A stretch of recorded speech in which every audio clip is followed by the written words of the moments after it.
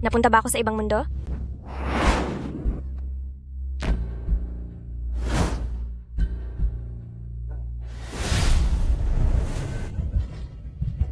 Bakit ako may kasamang estrangherong lalaki?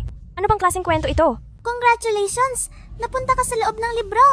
Ikaw ang itinapong asawa ng hari sa malamig na palasyo at ang misyon mo ngayon ay tungkol sa iskandalo sa palasyo para makabalik sa totoong mundo. Bilisan mong tapusin ang mga pagsubok.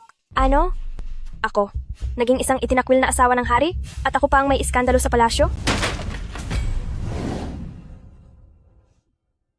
Sino ang taong ito? Ang masamang karakter sa nobela, si Noble Consort Jin. Wei Xiangxi, ikaw na itinakwil na asawa, nagawa mong makipagkita sa guwardiya ng palihim. Binaboy mo ang palasyo, mga tauhan, tapusin siya para magbayad. Teka, hindi po. Makinig po kayo sa paliwanag ko. Wala kaming ginagawa, wala talaga. Kadarating ko lang tapos wala na agad ako? Buhay pa ako? Anong nangyayari? Bigo ka sa misyon, pakiulit ang pagsubok. Bilisan mong tapusin ang unang misyon sa iskandalo sa palasyo. Kung hindi ay hinding-hindi ka na makakabalik sa totoong mundo. Diyos ko, bakit ganito? Bakit ang ibang napupunta sa ibang mundo, nagiging mayaman at sikat? Pero bakit ako, hindi lang itinakwil na asawa, nahuli pa na may kasamang lalaki sa kama? Anong hirap na sitwasyon ito? Si Nobel Consort Jin ay may 3 minuto na lang. Para makarating sa tagpo ng iskandalo, maghanda ka na sa pagsubok.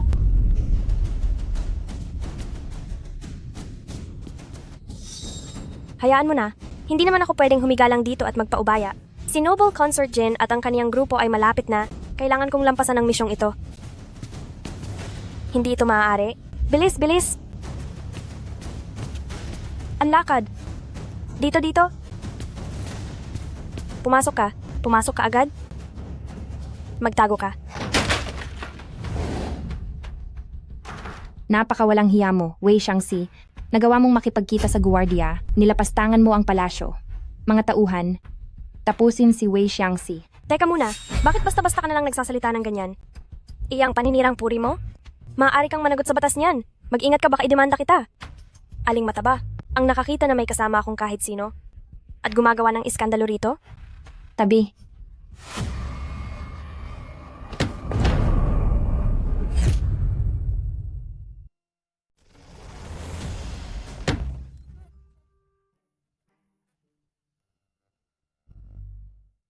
Narito ang kinakasama mo, ano pa ang masasabi mo?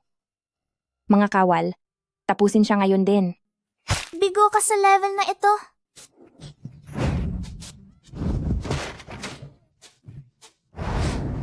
Bigo.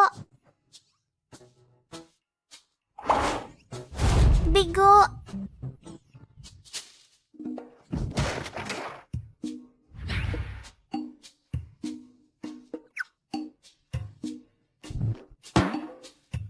Parusahan siya. Kaya mo ba talaga to? Parusahan siya, sabi. Tapusin na yan. Bigo ka sa level na ito? Bigo? Bigo?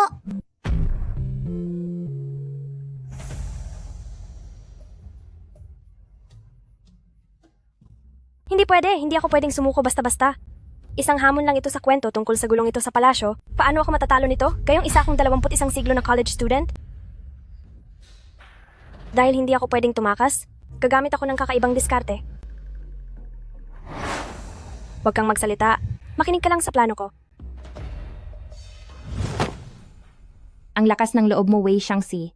Nakipagkita ka ng palihim sa isang kawal, ginulo mo ang kaayusan sa palasyo. Mahal na prinsesa, pwede tayong kumain ng kahit ano, pero hindi tayo pwedeng magsalita ng walang basehan. Sinasabi mong nanggugulo ako. May ebidensya ka ba? Nagagawa mo pang magdahilan?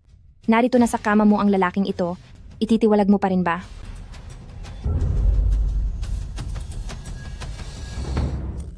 Mahal na prinsesa?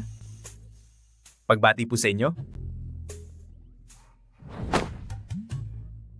Ito ay, Siya ang bago kong katulong dito sa malungkot na palasyo, si Quizui po. Masyadong malamig ang panahon kaya pinakiusapan ko si Binibining Quizui. Napainitin muna ang higaan ko. May problema ba doon? Gaya ng inaasahan, ang mga tao sa mga kwento ay bulag, hindi man lang nila mahalata na ang lalaki ay nakabihis babae.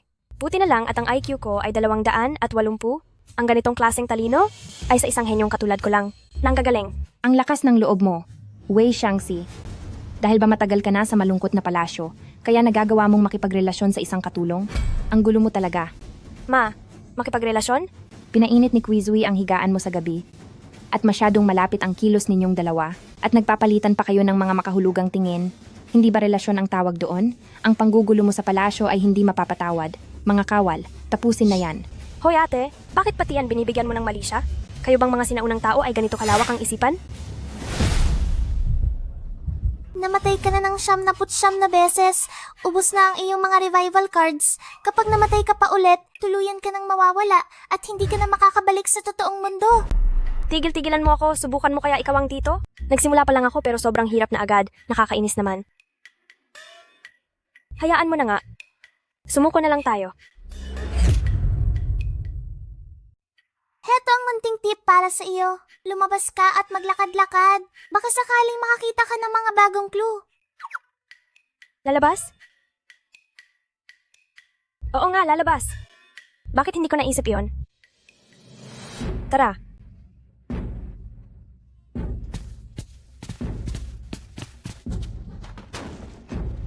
Hindi mabuksan. Bilis, bilis. Kahit saan basta malayo dito. Sige.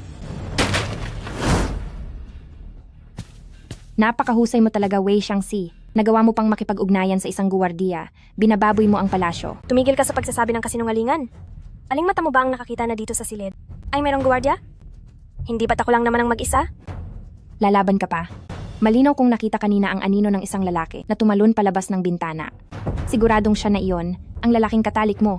Mga tauhan, tapusin siya. Sandali lang. Bakit? Ngayong malapit ka na mawala, may sasabihin ka pa ba? Sabi ng system ay lumabas ako at maghanap ng clue. Pero paano ko naman malalaman kung ano ang clue na iyon sa labas? Bahala na, gagawa na lang ako ng dahilan. Basta makalabas lang. Tungkol naman doon, ginagawa ito ng dalawang tao? Bakit ako lang ang paparusahan nyo? Hindi patas iyon. Maliban na lang, kung isasama nyo ako sa labas, hanapin natin ang lalaking iyon para pareho kaming magbayad. Sige. Itutuloy ko na ang biyahe ninyong dalawa bilang magkasintahan, patungo sa kawalan. Sa ganitong paraan, tatanggapin mo na ang iyong tadhana. Mga tauhan, dalhin siya sa baba.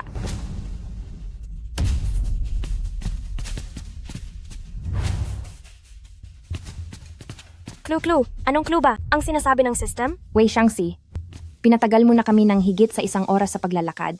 Hindi mo pa ba nahahanap ang lalaki mo? Binabalaan kita, huwag kang magbalak gumawa ng kung ano-ano para lang iantala ang katapusan mo. Sino ang nag-aantala? Malapit ko na siyang mahanap.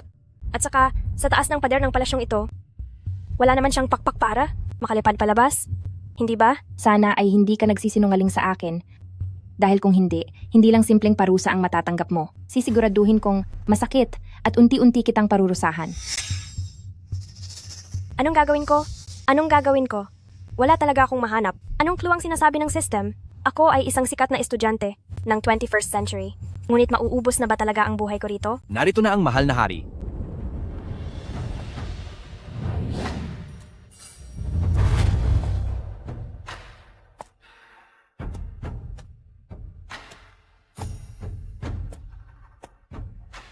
Nagbibigay pugay si Sujin sa mahal na hari. Mabuhay po kayo ng libo-libong taon. Ang mahal na hari? Ang lalaking itong higit pa sa kagwapuhan ng mga sikat na artista. Ang mahal na hari? Naalala ko na. Siya yung nasa nobela na. Napakarahas at masamang pinuno na si Xiaoqi. Sige na, wala na akong paki kahit malupit pa siya. Mawawala rin naman ako mamaya. Kakapit na lang ako sa kanya sa abot ng makakaya ko. Siya. Ano bang kaimbihan ang ginagawa mo, Wei Xiangxi? Nagawa mo pang ituro ang ating pinuno. Napakawalang hiya mo. Ang ibig kong sabihin, ang lalaking kasama ko kanina? Ay siya! Siya nga iyon. Ito?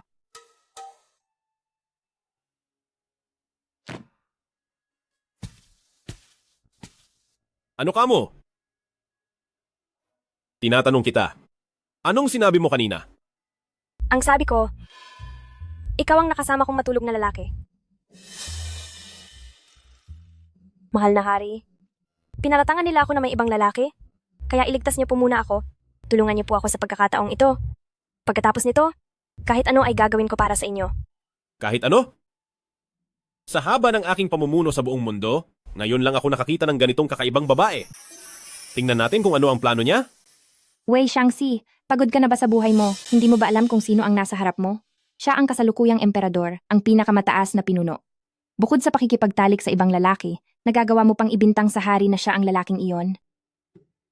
Kapapasok mo pa lang sa palasyo, at naging kinalimutan asawa ka na agad, kahit pa ang pabor ng hari, o maging ang kanyang mukha, ay hindi ka karapat-dapat makakita. Paano naman pupunta ang hari sa kinalimutang kwarto para makipagkita sa iyo? Huwag ka nang gumawa ng kwento, kayong mga tauhan dakpin siya. Sandali. Ako? Hindi ako nagsisinungaling. Kung ayaw mong maniwala, ako. Siya nga pala. Natatandaan ko sa nabasa kong nobela, ang tungkol sa balat ni Xiaoqi sa katawan. Kung ayaw mong maniwala, sasabihin ko sa iyo ng malinaw. Doon sa ilalim ng tiyan niya malapit sa hita, may balat siyang hugis bulaklak. Kung hindi kaming dalawa nagsama, gabi-gabi sa init ng pagmamahalan, bakit ko tumatatandaan ng ganito, Kalinaw? Tama ako, di ba, mahal na hari? Dito sa palasyo, wala pa akong pinipiling makasama sa kahit sinong mga asawa ko. Ang kinalimutang asawang ito ay hindi ko pa nakita kahit kailan. Paano niya nalaman? Ang tungkol sa balat sa maselang bahagi ng katawan ko ng malinaw? Sino ba talaga ang babaeng ito? Paano nangyari iyon? Siya na hindi pa nakakakita, kahit minsan sa mahal na hari, bakit niya alam ang ganyang masaselang bagay? Huwag mong sabihin, totoong nakuha siya ng hari. Imposible. Ang mahal na hari sa mga babae sa palasyo ay palaging walang pakialam, at sa katulad niya pa ba magkakagusto ang hari? Tsaka ang mahal na hari ay hindi naman nagsalita para protektahan siya. Ang babaeng ito, gayong malapit na siyang parusahan, ay sinusubukan lang lumaban sa huling pagkakataon. Balat lang yan sa katawan. Siguradong sinuhulan mo ang mga tauhan sa palasyo para makakuha ng impormasyon.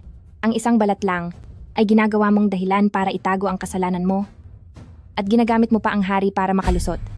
Teka lang po, ma'am. Bakit ayaw mong maniwala sa kahit anong sabihin ko? Bakit? Dahil ang mahal na hari ay may napakataas na dignidad, hindi siya papatol sa katulad mong walang pinag-aralan at mas lalong walang itsura na babae. Malinaw ang ebidensya ng iyong kasalanan, kaya huwag ka nang magpaliwanag. Dakpin na yan. Sandali. Ayaw mo talagang maniwala? Sige, patutunayan ko sa inyo.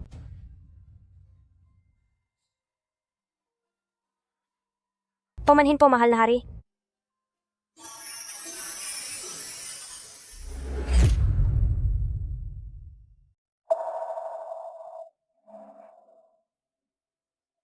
Ito. Ikaw. Ikaw. Ang masamang haring ito, bakit kailangan pang idikit ang dila? Wala na. Nakuha na ang unang halik ko. Ang kakaiba. Karaniwan ay hindi ako humahawak ng babae. Bakit nang makaharap ko siya? Ay tila hindi ko napigilan ang aking sarili? Mahal na hari. Masyadong malabis ang ginagawa ni si Chiang Zai. Hayaang hulihin siya ng tauhan at parusahan agad.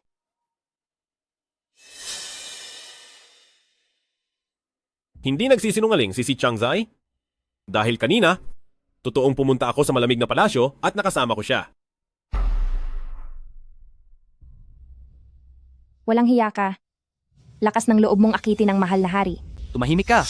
Ang ganitong mga mabababang panlilinlang at inggitan sa palasyo ay bakit nyo gagamitin para guluhin ang mahal na hari? Tapos na ang usapang ito para sa araw na ito, kaya magsialis na kayo. Opo, nagkamali po ako. Hindi ko po dapat pinagbintangan si Chiang Zai. Aalis na po ako. Oh my God. Nakapasa na ba ako sa wakas? Hindi ko akalaing mabuti pala siyang tao. Sinong nagturo sa iyong magpasalamat ng nakatayo? Kalimutan mo na. Sa susunod, huwag mo nang dalhin ang mga gulo sa palasyo para gambalain ako.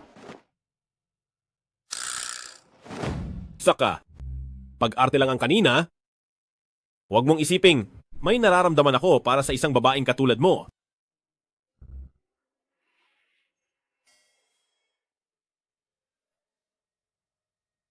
Ang yabang ng lalaking ito, samantalang kanina ay nagdikit ang ating mga labi, ngayon ay sasabihin sa akin na huwag akong mag-assume, siguradong siguro ka, na wala kang anumang mararamdaman para sa akin.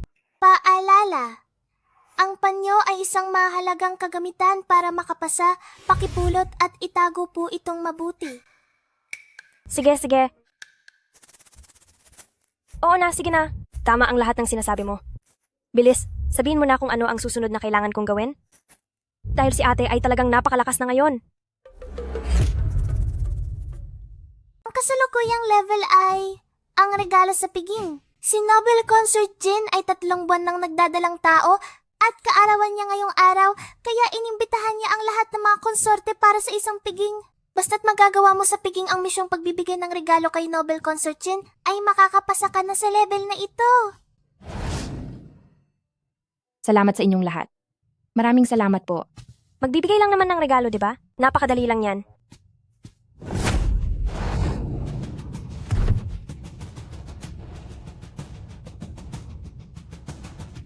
Dinudugo ang mahal na konsorte. Ang bata. Ang anak ko. Ikaw. Ang anak ko. Wala akong ginagawa. Wei Xiangxi. Naglakas loob ka talagang sadyang itulak ang mahal na konsorte dahilan para mawala ang bata. Hindi, wala akong ginagawa. Hindi ganoon ang nangyari kanina. Malinaw na ikaw ang... Ako ba ang Kalokohan. tumulak? Lahat kami ay nakakita na ikaw ang tumulak sa mahal na konsorte. At ngayon ay nagagawa mo pang tumanggi? Mga kawal, ang babaeng ito ay tapusin nyo na rito.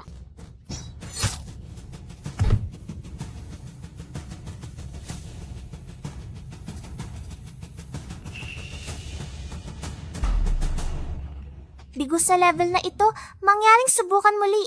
Ang level na ito ay hindi lamang tungkol sa regalo na ganoon kadali as hindi ka dapat maging pabaya ngayon. Lintik na sistema. Alam kong wala kang magandang balak. Hindi pala regalo ang level na ito, kundi isang patibong na si Pusali sa Hongmen. Ngayon, lalayo na ako sa inyong lahat. Tignan ko lang kung may mga haspanggawan ako ng masama. Ngayon, tignan ko lang kung anong gimmick pa ang gagawin ninyo.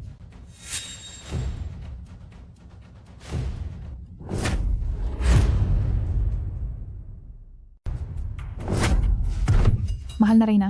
Mahal na Reyna. Ang anak ko. Mahal na Reyna. Tinudugo si Lady Noble Consort, Wei Xiangxi. Aksidenteng natumba si Lady Noble Consort at sinasadya mo siyang hindi sinalo. Teka muna, ako pang sisisihin mo? Gusto mo bang pakinggan ang mga sinasabi mo? Tumahimik ka. Kitang-kita namin ng sariling mga mata. Natumba si Lady Noble Consort. Pero hindi mo siya tinulungan dahil talagang sinasadya mong mawala ang bata sa kanyang sinapupunan. Kawal, kunin ang walang hiyang ito at parusahan agad. Bigo ang pagsubok.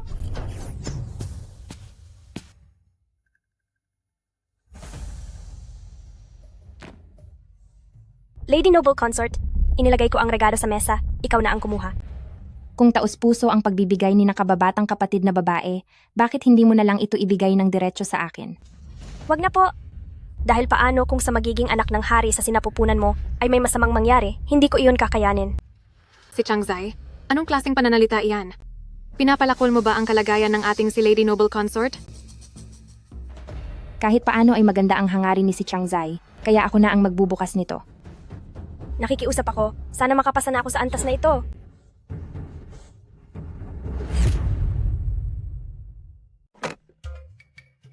Longevity pill. Isang butil lang nito ay nagkakahalaga na ng 100 pilak. Talagang napaka mapagbigay ni nakababatang kapatid na babae. Mabuti naman po at nagustuhan niyo, Lady Noble Consort.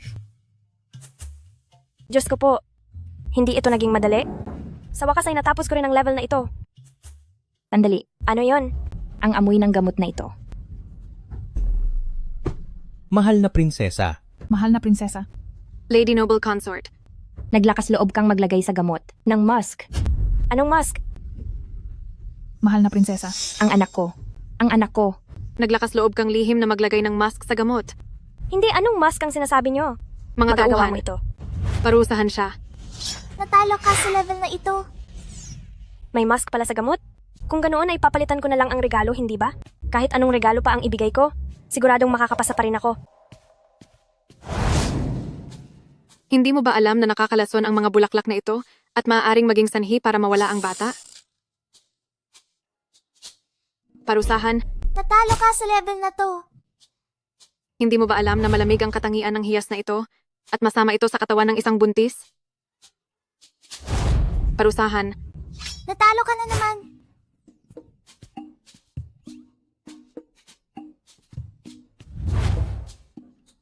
hindi mo ba alam na si Lady Noble Consort ay takot na takot sa aso? Parusahan siya. Natalo ka pa rin. Wei Shangxi, nasaan ang iyong regalo? Wala akong dala. Wala akong regalo. Buhay ko na lang ang kunin nyo. Ano? Napakabait kong inimbita ka rito at magagawa mo pang maging ganyan kabastos. Sa sobrang galit ay muntik nang mawala ang bata sa kanya. Parusahan siya. Bahagi talaga ng laro ang matalo, batang bayani. Pakisubukang muli. Mali ang regalong ito. Mali rin ang isang iyon. Kung magbigay ay mali. Kung hindi magbigay ay mali pa rin. Anong regalo ba ang dapat kong ibigay para makapasa sa level na ito? Paalala, matutong gumamit ng mga special item. Special item? Oo, may mga item nga pala. Isang lumang panyo lang ito? Talaga bang magiging kapakipakinabang ito? Magugustuhan kaya ito ng mahal na prinsesa? Hayaan na, wala naman na akong ibang pwedeng ibigay. Susubukan ko na lang kahit wala ng pag-asa.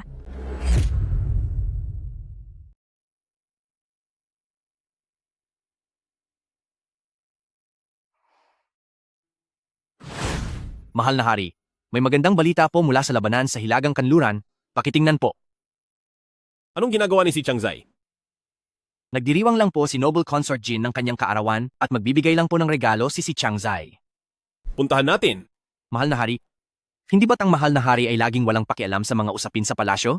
Nag-aalala na siya ngayon sa isang mababang opisyal lang. Himala yata ang nangyari ngayon ha? Si Changzai, nasaan ang regalong ibibigay mo? Ang regalong ibibigay ko ay nandito. Kahit na hindi tayo magkasundo, hindi mo naman kailangang ipahiya ako ng ganito, di ba?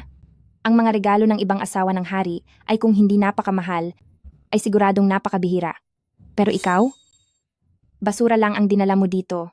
Balak mo ba talaga akong ipahiya? Hindi po, wala akong ganoong balak. Hindi ko po intention iyon. Lady Noble Consort, nagkakamali po kayo.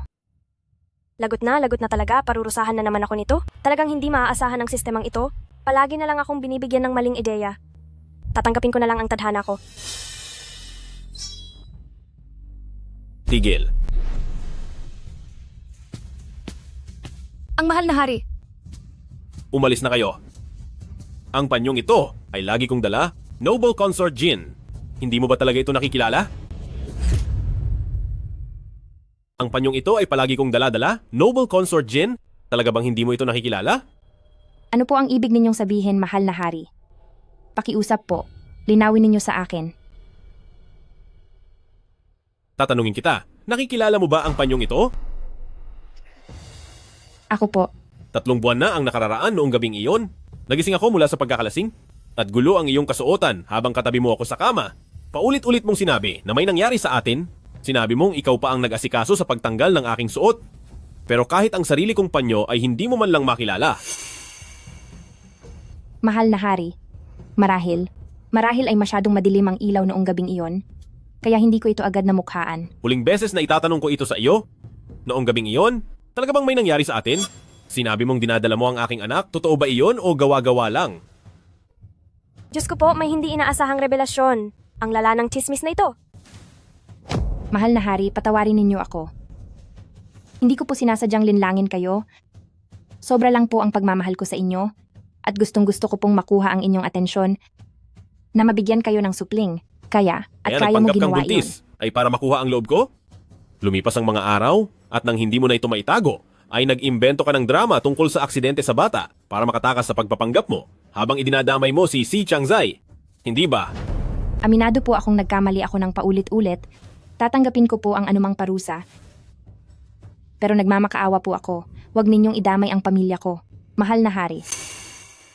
Ang Noble Consort, Sujin, ay hindi lang naging mapagmataas dahil sa inyong pabor. Nagdulot din siya ng gulo sa palasyo at higit sa lahat ay nalinlang niya ang hari, isa itong malaking kataksilan. Ipabot ang utos, ang buong angkan ni Pamilyang Su ay dapat parusahan. Mahal na hari, huwag po, mahal na hari. Pakiusap po, mahal na hari. Patawarin ninyo ang aking pamilya. Kahit marami ng masamang nagawa si Noble Consort Jin, sa sinaunang palasyo noon, ang mga babae doon, maliban sa pag-aagawan ng atensyon, ay wala nang ibang paraan para mabuhay. Sa totoo lang, kasalanan din ito ng malupit na pamumuno. Kung bakit siya naging ganito, ay dahil wala na siyang pagpipilian. Ano kaya? Mahal na hari? Palayain niyo na siya? Anong sabi mo? Sinasabi ko pong, bawiin niyo na po ang utos ninyo at bigyan si Noble Consort Jin ng pagkakataong mabuhay. Kinakalaban mo ba ang aking utos? Ako, Sinuway mo ba ang aking utos? ako, Talaga bang naghahanap ng gulo itong si Changzai? Kulang pa ba na sinabihan mo ang mahal na hari kahapon na masama siyang lalaki at ngayon ay hinarap mo na naman ang utos ng mahal na hari sa harap ng lahat? Sa ugali ng mahal na hari, di lang ang buong pamilya mo, maging ang lahat ng ninuno mo ay damay sa parusang ito. Hoy, natapos mo na ang laro, bakit kailangan mo pang gumawa ng gulo? Isa siyang malupit na kontrabida sa kwento. Kapag sinuway mo siya, malas mo talaga. Tumahimik ka. Mahal na hari? Si Noble Consort Jin ay sadyang nakakainis, ngunit siya rin ay kaawa-awa. Sa dami ng magagandang babae rito sa palasyo, sino ba ang hindi kaawa-awa? Habang buhay kaming nakakulong sa loob ng palasyong ito, na kapag tumingin ka sa itaas ay maliit na bahagi lang ng langit ang iyong makikita, at sa ibaba naman ay mga laryo na hindi mabilang-bilang. Mabuti man ang gawin o masama man ang piliin, sino ba ang hindi napipilitan lang sa ilalim ng iyong kapangyarihan? Sino ba ang hindi humihiling sa iyo ng kaunti lamang na tila nakakatawang atensyon at pabor? Sa sinasabi mo, pinalalabas mong ang lahat ay pagkakamali ko? Pagkakamali ito ng mundo. Sa ilalim ng kalangitang ito, ang bawat isa sa atin ay walang magawa. Walang magawa? Sige, ayon sa iyong paningin, paano siya dapat parusahan? Sa tingin ko po, si Noble Consort Jin na nanakit sa palasyo ay sadyang may sala, ngunit masyadong malupit ang parusahan ng buong pamilya niya. Sa aking palagay, itapon na lang siya sa labas ng palasyo at hayaan na siyang maging karaniwang mamamayan. Ipaalam ang aking utos. Tanggalin ang titulong konsorte ni Noble Consort Jin, itapon sa labas ng palasyo, at gawing isang ordinaryong mamamayan. Mahal na hari, Ano bang ginawa nitong si Changzai? At napasunod niya ang isang malupit na hari na makinig sa kanya at agad na bawiin ang kanyang naunang utos. Talagang nakakagulat ito, tila may milagro yatang nangyari. Binago ko ang aking utos dahil ayaw ko nang madagdagan ang mga napaparusahan sa palasyong ito. Huwag mong isiping sumusunod ako sa iyo at huwag mong iisipin na mas papanigan ko ang isang maliit na alipin na gaya mo. Sinasabing hindi papanig, pero kung iba yan, matagal na siyang pinatapon at pinarusahan ng malupit. Wala kaya ang mahal na hari ay nahuhulog na ang loob kay si Changzai? Isang malupit na kalaban sa libro si Xiaoqi. Bakit mo ba siya kinalaban? Alam mo ba na muntik na mawala ang buhay mo? Alam ko. Kaya naman naghanda ako ng regalo bilang pasasalamat, ibibigay ko iyon sa masamang emperador na iyon. Kung hindi lang para mabuhay, sino ba ang mag-aabalang makuha ang loob niya?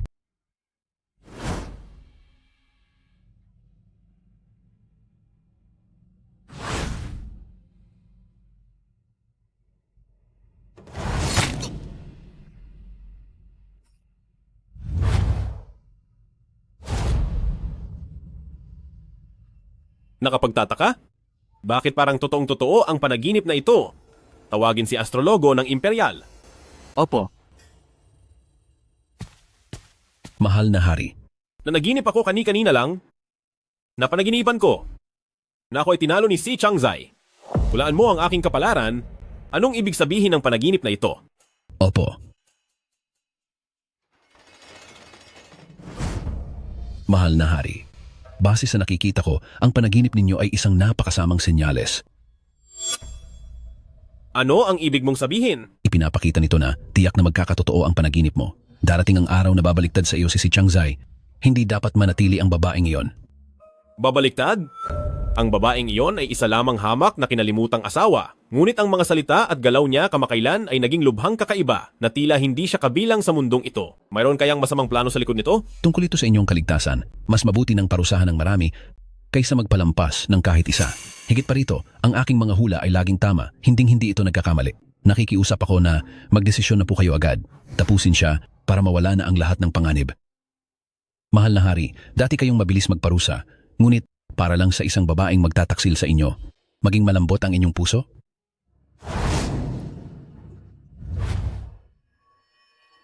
Tapusin siya. Mahal na hari. Mahal na hari. Magsilabas muna kayo. Opo. Mahal na hari? Ang babaeng ito? Anong masamang plano na naman ang iniisip niya? Siguro ay may lamang lihim na sandata ang kahon niya at nagbabalak siyang saktan ako. Sino ang nagutos sa iyo na pumunta rito? Mahal na hari? Nandito ako para magpasalamat sa pagliligtas niyo sa buhay ko, kaya dinalhan kita ng espesyal na regalo, hindi ba? Napakatalino niyo. Mahal na hari, dahil iniligtas niyo ako, ano sa tingin niyo? Nagustuhan niyo ba? Layas! Sige po. Asong emperador, bakit napakayabang mo? Akala mo naman gusto kitang bigyan.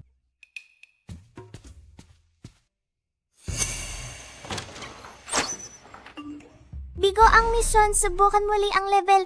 Mahal na hari, Magsilabas muna kayo. Diyos ko po, ano na namang pagsubok ito? Ang kasalukuyang antas ay ang pag-atake ng salarin, basta't matagumpay kang makaligtas, maituturing itong tapos na. Galingan mo sana. Salarin? Isang salarin lang ba yon? Pumasa nga ako sa mga test noong kolehiyo. Matatakot pa ba ako sa isang hamak na salarin? Layas! Sinasabi ko sa iyong lumayas ka, hindi mo ba naririnig? Sige po, mahal na hari. Aalis na po ako agad. Kung tama ang naalala ko, ang lumipad na kutsilyo kanina ay galing sa mismong pinto sa anggulong 45 degree papasok dito. Ibig sabihin, basta't dumikit lang ako sa pader habang naglalakad, siguradong maiiwasan ko iyon.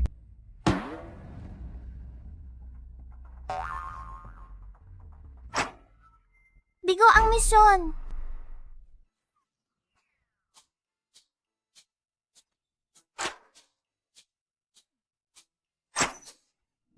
Sawi ka.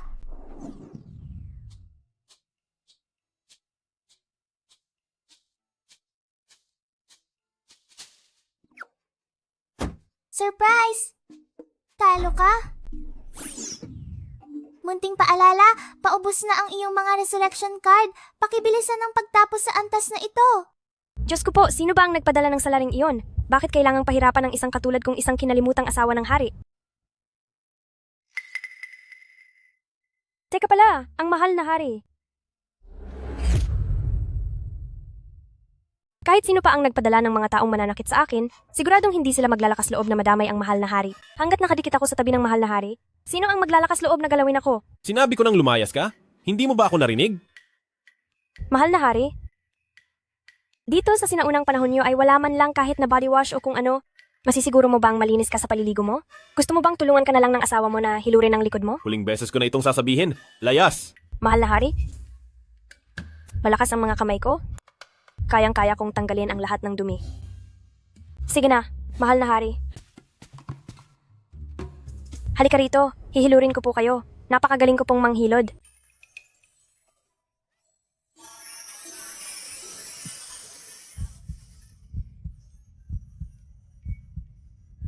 Lagot na talaga. Malapit nang sumalakay ang mga masasamang tao. Saan ako magtatago? Saan ba ako dapat magtago? Aha, alam ko na. Mahal na hari, basta kumapit ako ng maigi sa inyo, tingnan natin kung sino ang mga has na saktan ako. Mahal na hari, mag-ingat kayo. Protektahan niya ako? Pagdating ba sa tangkang pagpapatalsik sa hari, ay nagkamali ako ng hinala sa kaniya?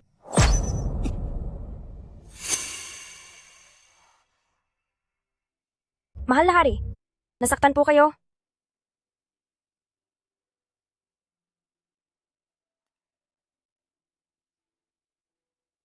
Bakit tuwing hinahawakan niya ako, ay bumibilis ng ganito ang tibok ng puso ko?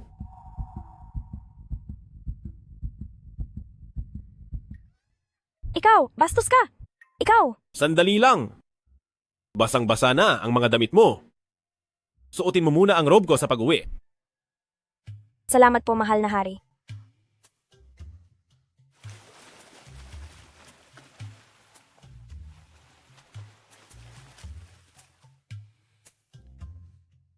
Mahal na hari, halos masaktan po namin kayo kanina.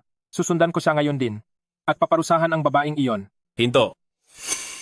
Umalis na muna kayo? Pag-iisipan ko pa ito. Masusunod po.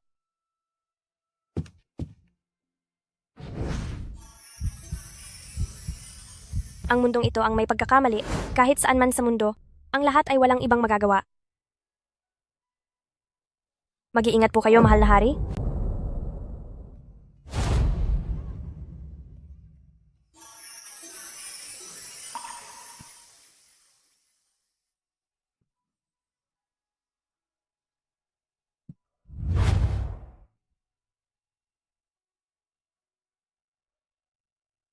Hindi ako kailanman lumalapit sa mga babae.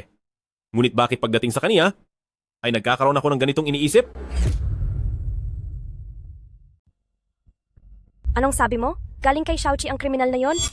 Ang masamang hari na yon, dahil lang sa napanaginipan niya, ay gusto na niya akong tapusin. Sinabi ko na sa'yo, si Xiaoqi ang bida sa kasamaan sa nobelang ito.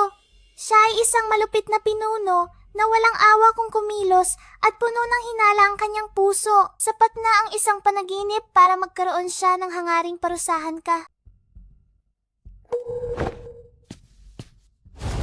Napakagigil nito. Ang walang hiyang haring ito, hindi lang siya kakaiba. Ang lakas pa ng paniniwala sa mga kung ano-anong sabi-sabi. Ngayon, ayan na. Gusto akong tapusin ng masamang hari. Pati na rin ng mahal na Reyna. Lahat na lang sila ay nais akong parusahan. Hindi ko na alam ang gagawin sa buhay na ito. Bahala na. Kung hindi ko sila kaya, ay siguradong makakatakas naman ako. Saan ka pupunta?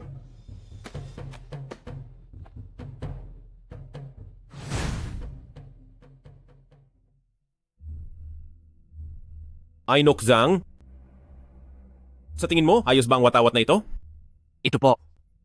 Para po sa inyong kaalaman, mahal na hari, medyo magaspang ang tela nito at ang mga nakasulat ay medyo hindi maganda pakinggan.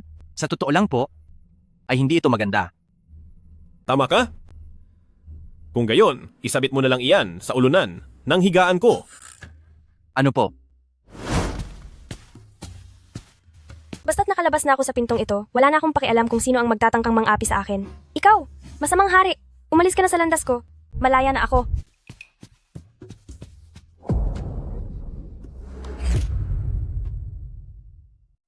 Ano ba itong nabangga ko?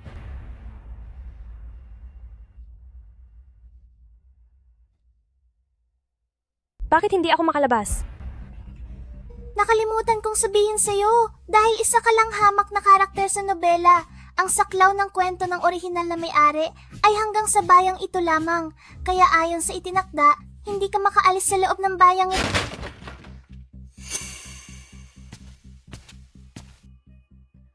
So ang ibig mong sabihin, maliban na lang kung makabalik ako sa totoong mundo, hindi na kailanman ako makakaalis sa bayang ito? Tama po iyon.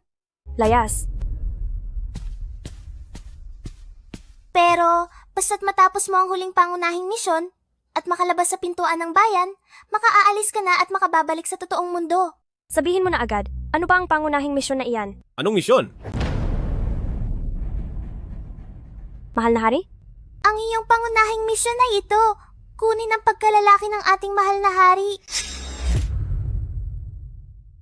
Nagkakamali ka ba?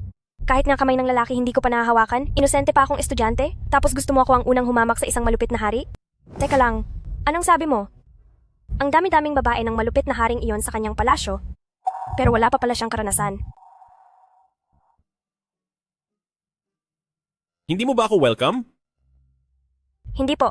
Ang ibig ko pong sabihin, mahal na hari, anong ginagawa niyo rito sa malayo at luma kong silid? Mahal na hari, hindi po kaya para kay si Changzai ay nahuhulog na ang loob ninyo? Sino ba siya sa akala niya? Sa tingin niya ba ay magugustuhan ko siya? Bira lang.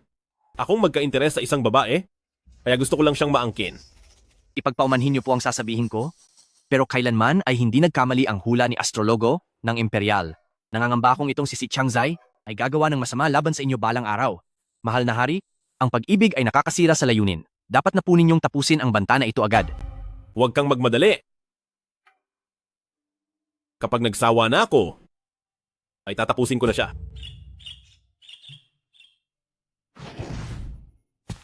Anong ginagawa ko? Siyempre, nandito ako para mapalapit sa iyo. Diyos ko! Ang mahalagang unang pagkakataon ko, ibibigay ko ba talaga sa isang lalaking kathang isip lang sa nobela? Napakabilis naman yata nito.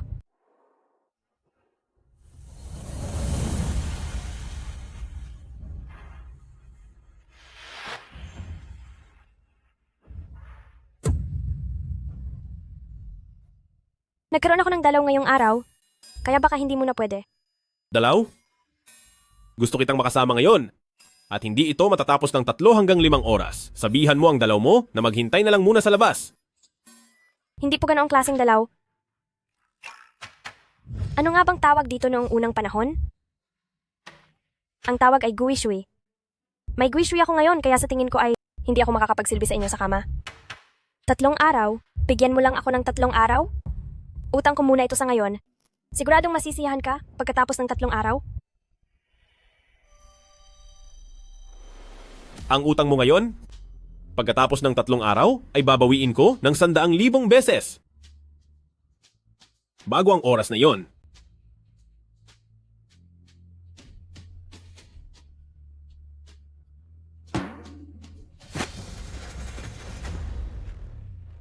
Ano? Ano? Anong sinasabi niya? Ang masamang haring ito. Bakit kung ano-ano ang mga sinasabi? Ang haring ito na 30 taong nagtiis. Nakakatakot siya. Hindi kaya pagkalipas ng 3 araw, ay mawalan ako ng malay sa higaan niya?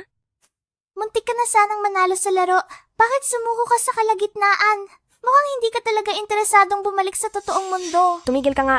Kahit na laro lang ito, hindi ko naman pwedeng isugal ang sarili kong kapakanan. Patingin nga ulit noong pangunahing misyon. Ang pangunahing misyon ay makuha ang dangal ng mahal na hari. May naisip na ako. Tingnan mo, ang nakasulat sa pangunahing misyon mo ay makuha ang dangal ng mahal na hari. Wala namang sinabing paksa dito. Hindi naman kailangang ako ang gagawa, di ba? Pwede akong humanap ng iba para gawin iyon, di ba? Kung ganoon ang pagkakaintindi mo, mukhang wala namang problema. Ayos! Ngayon ay gagawan ko na ng paraan ng haring iyon.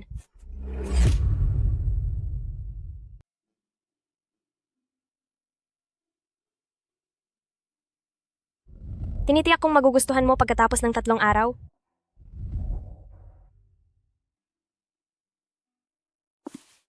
Eunuch Jiang, Nandito po ako. pumunta ka.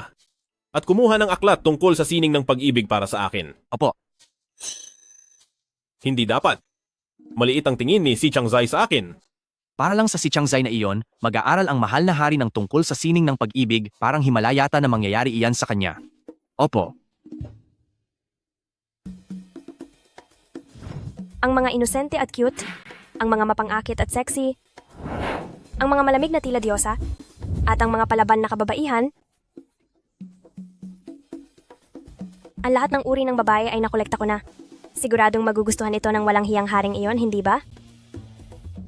Teka lang, sabi niyo ay 30 taon na siya, pero hindi pa siya humahawak ng babae. Baka naman siya ay mas mahilig sa mga kapwa lalaki? Mapanuksong Ginoo, brusko at simpleng mga ngaso, mabait at matalinong iskolar, matapang na general, 4 na babae at 4 na lalaki, kumpletong-kumpleto na. Hindi ako maniniwalang, hindi pa mababago ang katayuan ng haring iyon.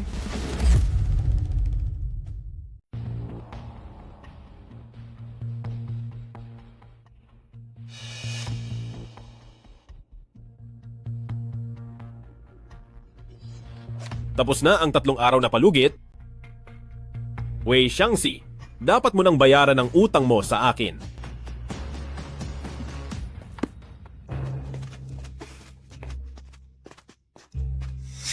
Nagpupugay po kami sa mahal na hari. Sino kayo? Nasaan si Wei Xiangxi? Para sagutin po ang mahal na hari, hindi po gusto ni si Changzai na pagsilbihan kayo, kaya naman pinapunta niya kami rito upang kami ang maglingkod sa inyo sa kama. May mga lalaki? At may mga babae. Lahat kami ay may iba't ibang angking kagandahan. Pumili po kayo hanggat gusto ninyo.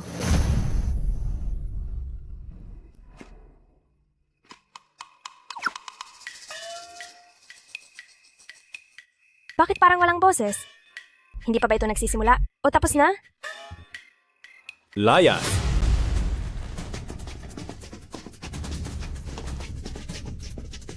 Bilis, alis na tayo. Teka lang, bakit kayo nagtatakbuhan? Alis, Sandali lang, hindi ba 3 minuto pa lang kayo sa loob? Tapos na agad? bilis, tumakbo na kayo. Sobrang galit na ang mahal na hari.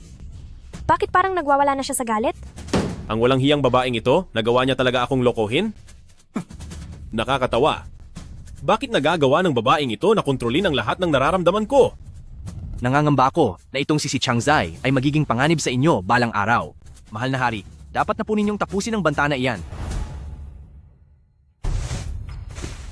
Eunuch Zhang, Nandito po ako. gumawa ka ng dekreto para bukas si Wei Xiangxi ay kailangang parusahan. 4 na lalaki at 4 na babae, pero wala pa ring makasuko sa ugali ng mahal na hari. Hindi ito dapat mangyari. Aling bahagi kaya ang nagkaroon ng problema? Napakahusay! Sa wakas ay napagtanto mo rin ang nararamdaman ng hari para sa iyo. Sa rami ng mga uri nila, ni isa ay hindi pumasa sa paningin niya. Alam ko na, isa na lang ang tanging posibilidad. Mahina siya. Alam ko namang ang pagsubok na ito ay hindi ganoon kadali. Ang paibigin ng isang lalaking mahina. Sinasadya mo ba akong pahirapan? Sayang lang, maling tao ang kinalaban ng sistemang ito. Bago pa ako napunta sa panahong ito, nag-aral kaya ako sa medical university at nagpakadalubhasa sa medisina para sa kalalakihan. Kapag ako na ang kumilos, sisiguraduhin kong ang mahal na hari ay gagaling agad.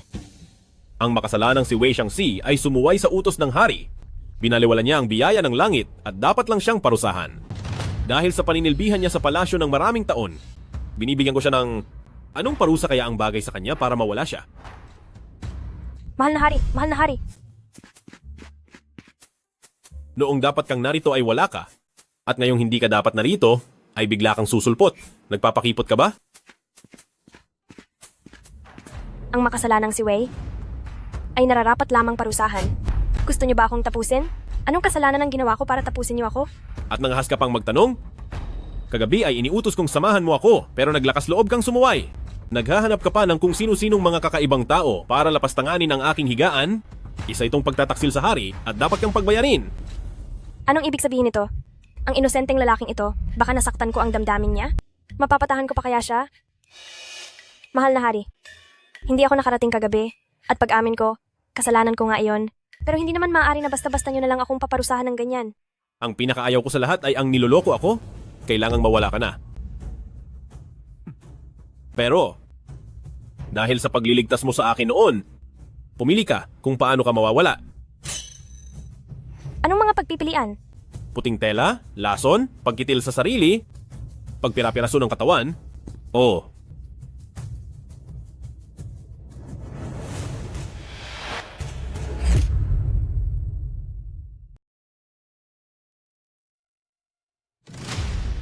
Narito na naman. Saklolo po. Sa dinastiyang ito, ang pagkuha ba ng trono ay kailangan pang idaan sa pambobola? Masyadong nakakahiya ang sitwasyong ito. Magsalita ka naman, magmadali kang magsabi ng kahit ano. Mahal na hari, napakagaling niyo pong magbiro. Kahit noong kagabi, may 8 babae na sumasama sa inyo, pero 3 minuto lang ay lumabas na kayo. Ganyan lang ba ang kaya nyo? Tapos ay... Huwag kayong masyadong magmayabang.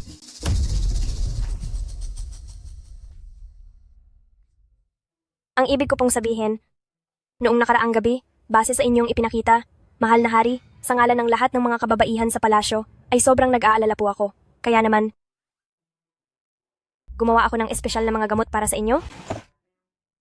Chiwede Huang Pills.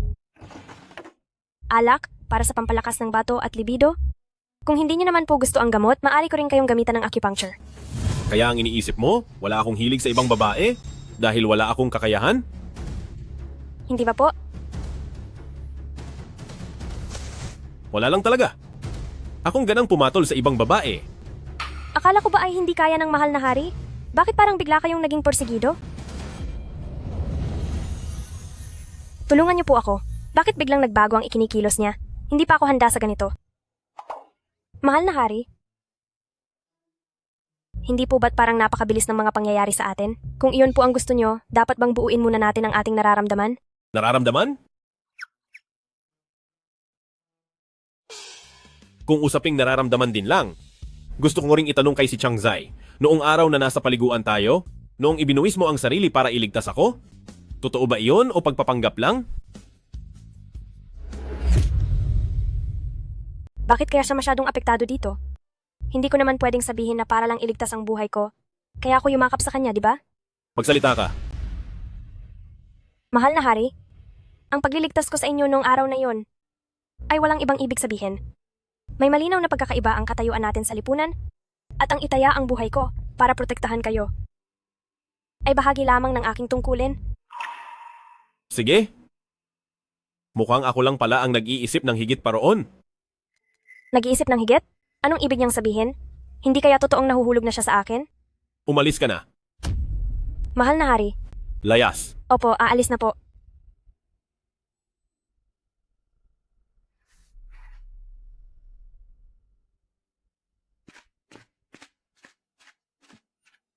Ano pa bang inaasahan ko? Malupit ang mundo? At ang puso ng tao ay likas na masama. Bakit ko inakala? Na siya ang magiging kakaiba sa lahat?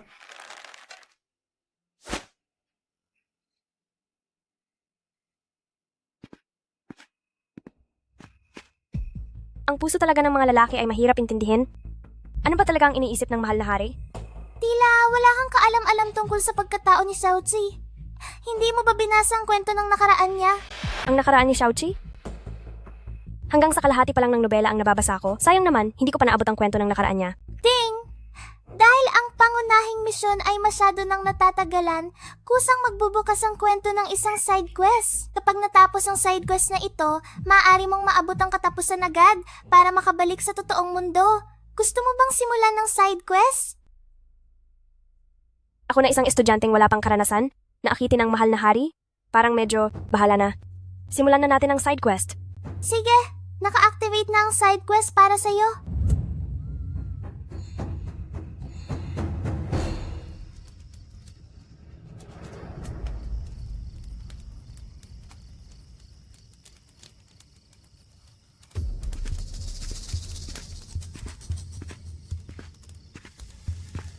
Anong nangyayari? Anong klaseng side quest ito? Siya ang nasa nobela na dakilang general ng bansa, ang matalik na kaibigan ni Xiaoqi, si Murongxi.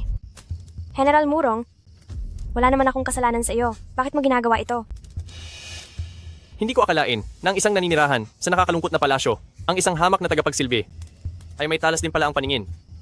Dahil dyan ako bilang general ay hindi na magpapaligoy-ligoy pa. Pinapunta ko si Chang Zai dito dahil syempre ay may hihilingin ako. Anong kailangan mo? Gusto kong tapusin mo ang mahal na hari. Anong sabi mo? Gusto kong tapusin mo ang mahal na hari. Anong sabi mo? Nagbukas na ang panig na misyon.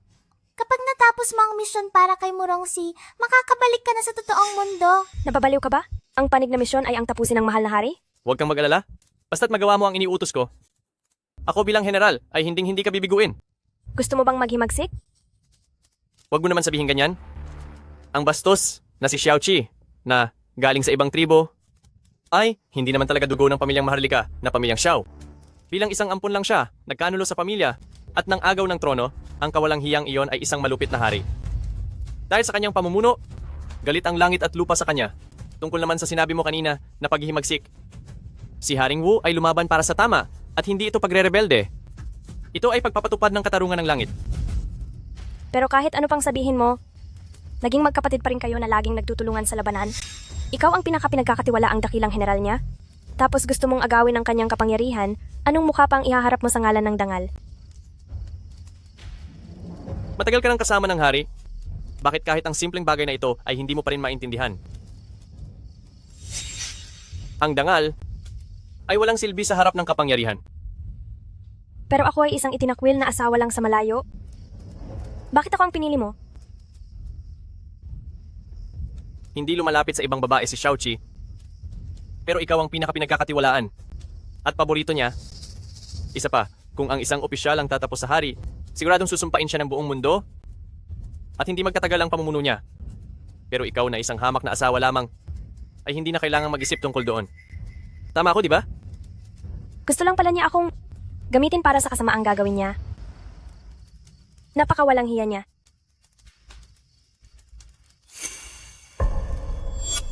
Ang matalinong tao ay alam kung kanino papanig at alam kung matalino si Chang Zai. Huwag mo na itong pangarapin. Kung ganoon ay wala na akong masasabi pa.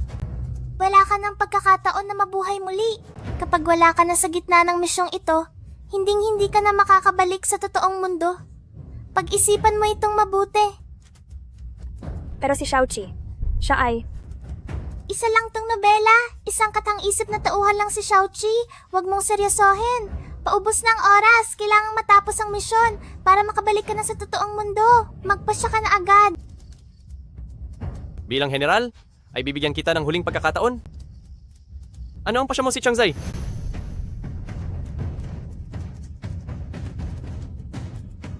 Sige, pumapayag na ako. Magaling.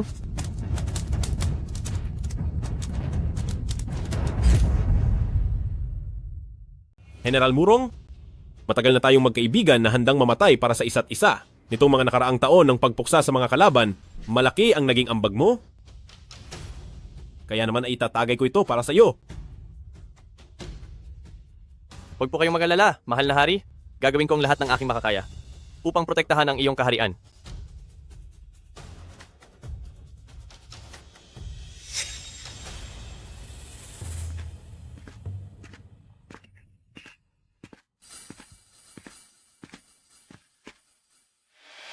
Pagdating sa paghahanda ng pagkain at inumin, may mga katulong naman para gumawa niyan. Bakit nandito ka at ano ang ginagawa mo?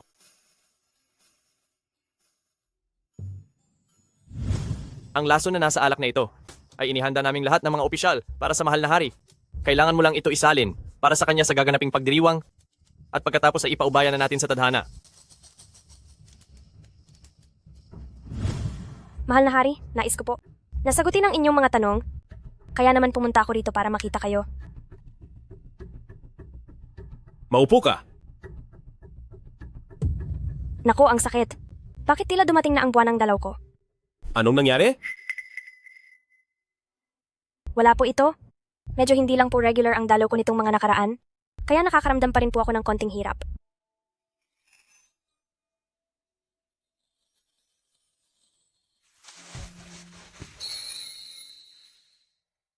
Ang suot na kapa ng mahal na hari ay napaka-importante, hindi dapat ito mababoy. Paano mo hahayaang maupo sa paanan mo ang isang asawa lang?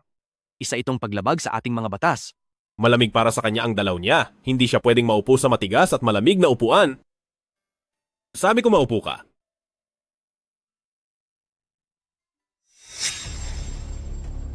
Bilisan mo ang pagtapos sa iyong misyon at tuparin ang pagkawasak ng kaharian. Kung hindi ay hindi ka na makakabalik sa totoong mundo.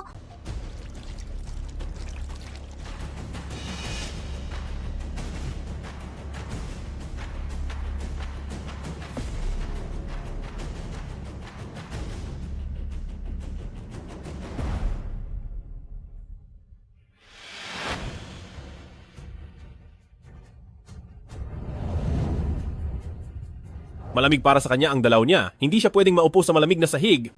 Maupo ka rito. Gusto kong tapusin mo ang buhay ng hari. Isang katang-isip na tauhan lang si Xiaoqi.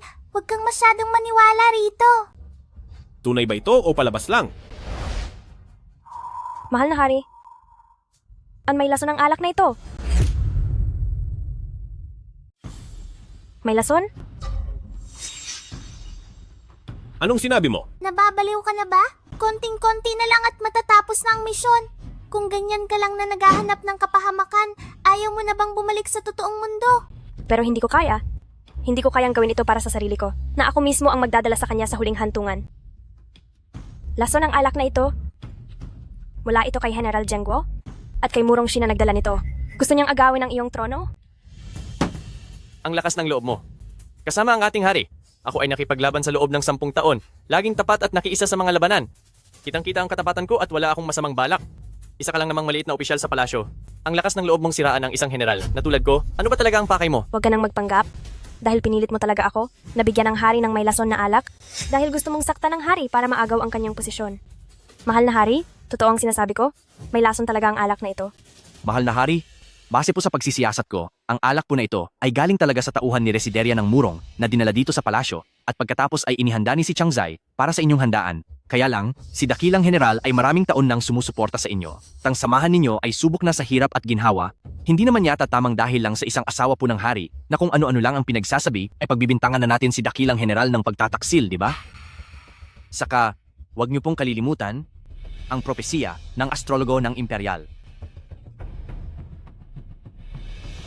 Suriin ang alak.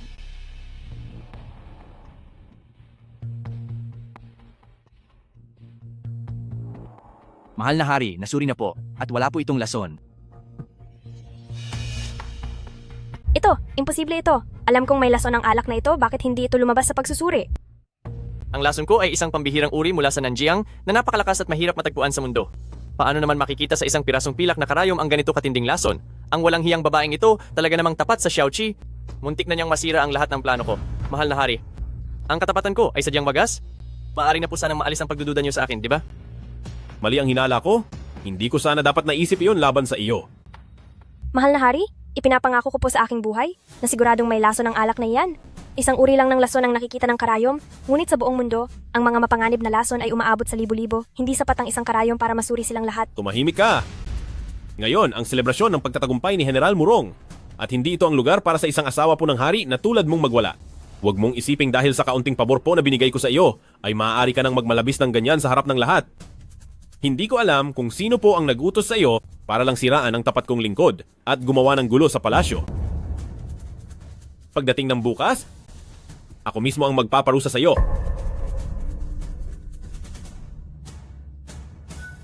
Ikaw. Ikaw. Ang walang hiyang babaeng ito, nagawa niya talagang... Xiangxi. Xiangxi? Mahal na hari, ngayon naniniwala ka na ba sa akin? Bakit mo ito ginagawa?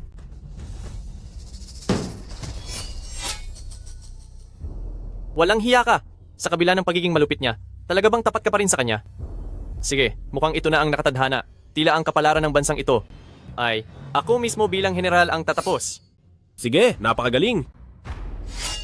Murongsi, akala ko noon, turingan natin ay parang tunay na magkapatid. Hindi ko inasahang kahit ikaw ay tatraydulin ako. Xiaoqi, tingin mo sa akin kapatid? Ikaw na anak sa labas ng mga tribo? Parang si pamilyang Xiao na kumupkop sa isang ligaw na asong tulad mo na nagawang magtaksil sa magulang at pinuno. Ang taong tulad mo na walang puso at dangal ay hinding-hindi karapat-dapat maging hari ng buong mundo.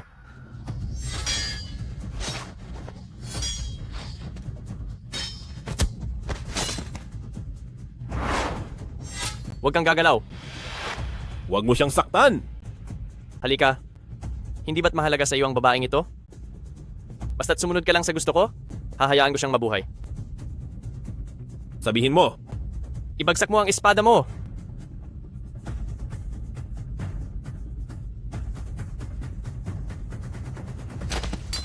Inumin mo ang alak na may lason, ubusin mo ang bawat patak nito. Kapag nagawa mo yan, pakakawalan ko siya. Ano, sang-ayon ka ba? Mahal na hari, ikaw ang pinuno ng sanlibutan, ang pinakamataas na hari. Hindi niyo po dapat para lang sa isang asawa mula sa kinalimutang palasyo ay isuko ang inyong buhay at ang kapakanan ng buong bayan. Mahal na hari. Iinumin ko. Iinumin ko. Mahal na hari, Mahal na hari. Hindi ko akalaing isang walang utang na loob na traidor na tulad mo ay isa rin palang lalaking sadyang baliw sa pag-ibig sa isang babae. Kung ganoon, binabati kita, Kuya Xiao, sa kusa mong pagsuko ng iyong kaharian. Mahal na hari, Ang epekto ng lason na ito ay sadyang napakasakit at hindi matagalan. Xiangxi, tiyak na napakasakit na rin ang nararamdaman mo ngayon. Pakawalan mo siya. Xiaoqi, ang mapunta sa kabilang buhay ng mag-isa, hindi ba't nakakalungkot iyon? Dahil naging magkaibigan naman tayo, ay tutulungan kita? Sabay ko kayong tatapusin. Sabi ko pakawalan mo siya.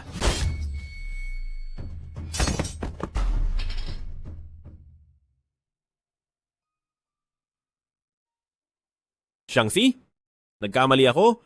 Hindi ko sana pinagdudahan ang katapatan mo.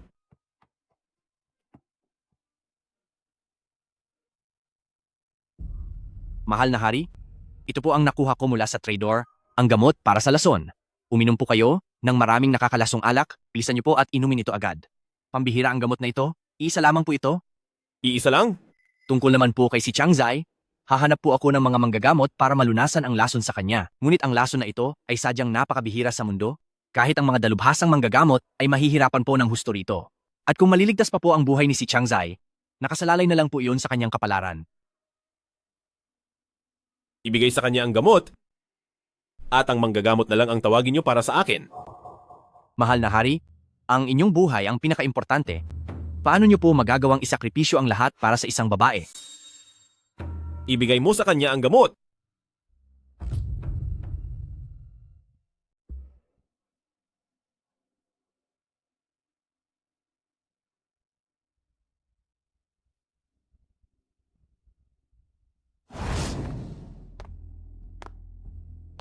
anong lugar ito? Ding! Dahil dahil sa gitna ng kwento ay nawalan ka ng malay, automatiko nitong pinagana ang nakaraang kasaysayan at ito ang nakaraang kwento ni Xiaoqi. Ang nakaraan ni Xiaoqi? Ayun siya. Nandoon. Hulihin niyo siya. Nandyan ang prinsesa ng kalaban. Tapusin siya. Bilis. Hinto. Huwag kang tumakas. Huwag kang umiyak, anak. Ililigtas ka ni Mama.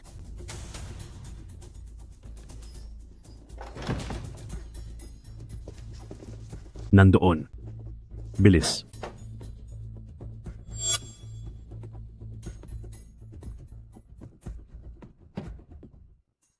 Mahal na hari, may sanggol na nakatago rito. Ang tela nito ay telang dragon. Ito ay telang mula sa maharlika ng kabilang panig. Siguradong ito ay dugo ng pamilya ng kalaban at itinago ito ng kanilang prinsesa dito sa lugar na ito.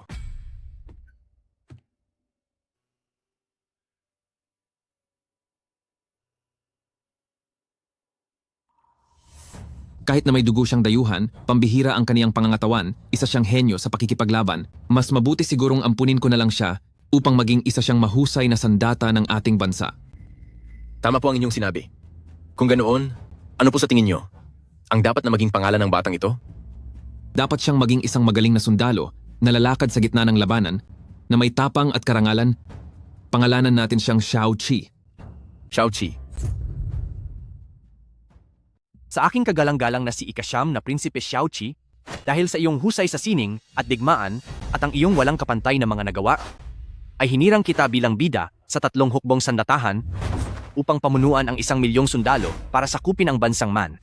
Inaasahan ko ang iyong matagumpay na pagbabalik upang hindi mabigo ang aking tiwala. Bilang anak, hindi ko po bibiguin ang inyong pagpapalaki at pagtuturo sa akin. Tatapusin ko ang lahat ng kalaban sa bansang Man upang palawakin ang teritoryo ng ating bansang Xiao. Xiaoqi, marahil ay hindi mo pa alam na ikaw ay isang hamak na anak sa labas ng bansang Man. Ang isang gaya mo ay nakikipaglaban sa sarili mong lipi, napakagandang panoorin ito. Kay Ikasyam na Prinsipe at sa pinuno ng hukbo na si Xiaoqi dahil sa tagumpay sa pagpapalawak ng lupa at pagsupil sa bansang Man. Ina, Itay, kahit hindi ko alam kung nasaan kayo, kapag matagumpay na akong nagwagi, hahanapin ko po kayo upang magkasama-sama na tayo muli bilang pamilya. Xiaoqi, dahil sa pagpuksa sa mga pinuno ng bansang Man, sa iyong kahangahangang galing, gagantimpalaan kita ng 10,000 gintong dolyar.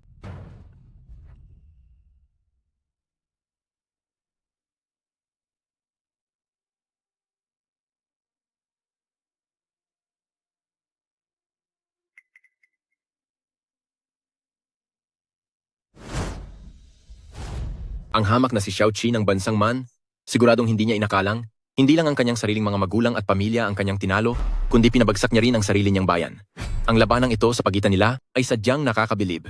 Ang asong ito, na si Xiaoqi, matapat na at madali pang gamitin, sa 20 taon naming pag-aalaga sa kanya, nagampanan niya rin ng maayos ang kanyang gamit. Humanap kayo ng dahilan balang araw upang tapusin na ang buhay niya.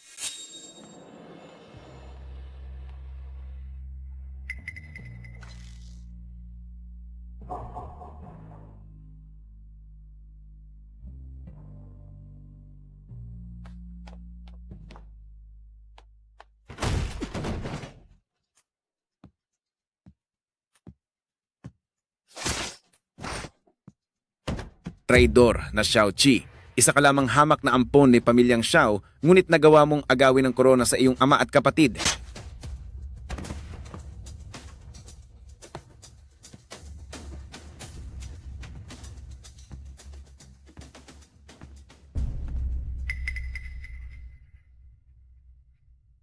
Ina, Itay, naiganti ko na po kayo. Bakit kahit nasa akin na ang buong mundo, pakiramdam ko ay nawala sa akin ang lahat?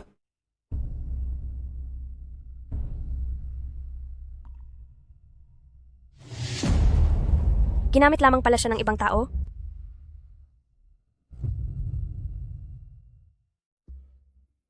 Ibig sabihin, nagamit lang siya ng ibang tao. Ito ba ay tunay na nararamdaman o isa lamang pagkukunwari? Mahal na hari, Mahal na hari,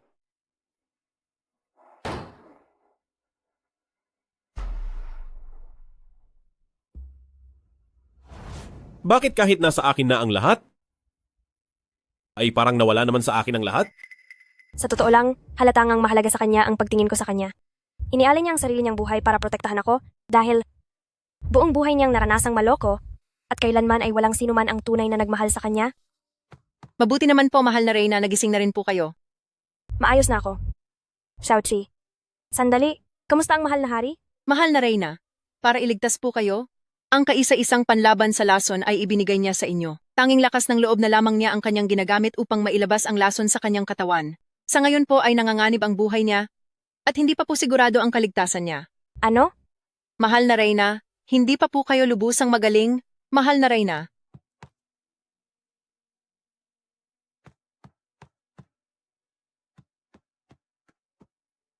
Doktor, kailan magigising ang mahal na hari? Mahal na Reyna, masyadong maraming nakakamatay na alak ang nainom niya at hindi agad nakainom ng panlaban sa lason. Ang kalagayan niya ngayon ay lubhang mapanganib. Ang inyong lingkod ay gagamit na ng makamandag na bundok tiyang-bay na silkworm para makatulong sa kanyang sariling lakas at malabanan ang lason gamit ang kapwa lason upang mawala ang bisa nito.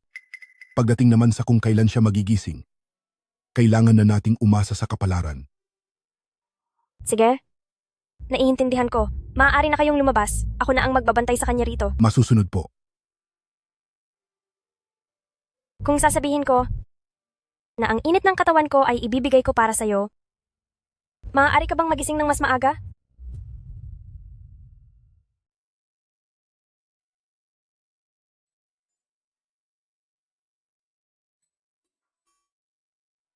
Mahal na hari, gising na po kayo. Kayo!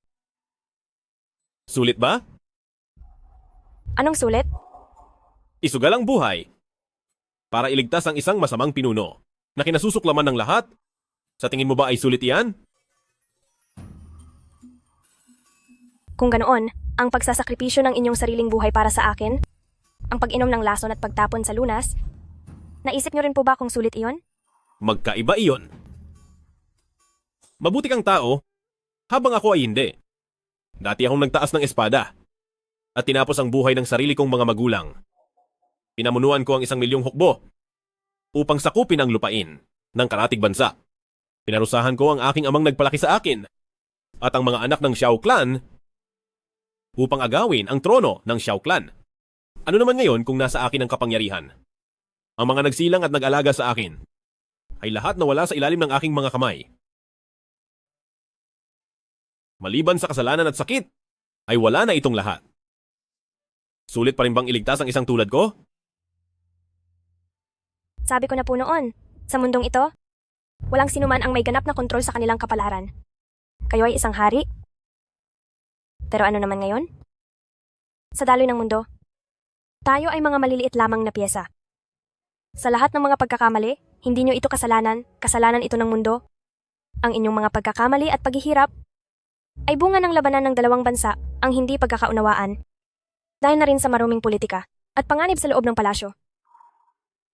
Dahil ito ang itinadhana para sa inyo, ang makarating kung nasaan kayo ngayon, wala na kayong magagawa kundi tanggapin ito. Dahil ginawa nyo naman ang lahat. Itinadhana. Kung ang lahat ay nakatakda na, paano pa? Babaguhin ng isang tao ang kanyang kapalaran. Sa pagbabago ng kapalaran, hindi ang langit ang kailangang baguhin, hindi rin ang tadhana, kundi ang narito. Sa inyong puso.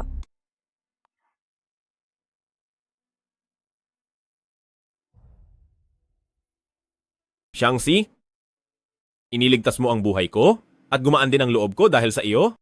Anong gusto mo? Maibibigay ko ang kahit na ano.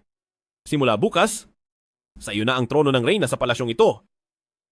Nabigo ang side mission. Mangyaring bumalik sa main mission? Kung hindi ay, hindi ka na makakabalik sa tunay na mundo. Mahal na hari, ayaw ko po ng trono o anumang gantimpala. Ang gusto ko lang ay,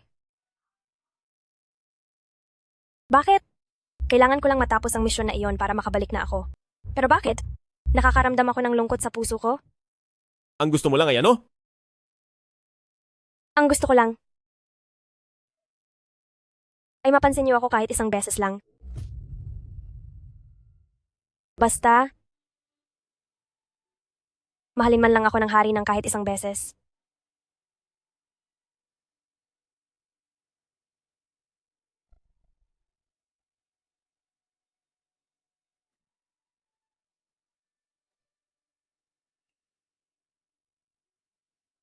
Xiangxi, nalason ka at may sugat pa? Magpahinga ka muna ng 2 araw. Ang gusto mo? May mahaba pa tayong panahon para riyan. Mahal na hari, gagawin niyo ba talaga si Qianzai na reyna? Pagkatapos ng 3 araw ay gaganapin ang seremonya. Ayusin mo na ang lahat. Mahal na hari, pag-isipan niyo po itong mabuti. Matagal nang may hula si astrologo ng imperial na itong si Qianzai ay magdadala ng kapahamakan at pagtataksil sa pinuno. Kahit na may naitulong siya sa pagliligtas sa inyo, hindi niyo po siya maaaring gawing reyna agad. Isang panaginip lang iyon. Bakit tayo maniniwala sa mga sabi-sabi? Ang utos ko ay wala kang karapatang kwestiyonin. Paumanhin po, hindi ko na uulitin.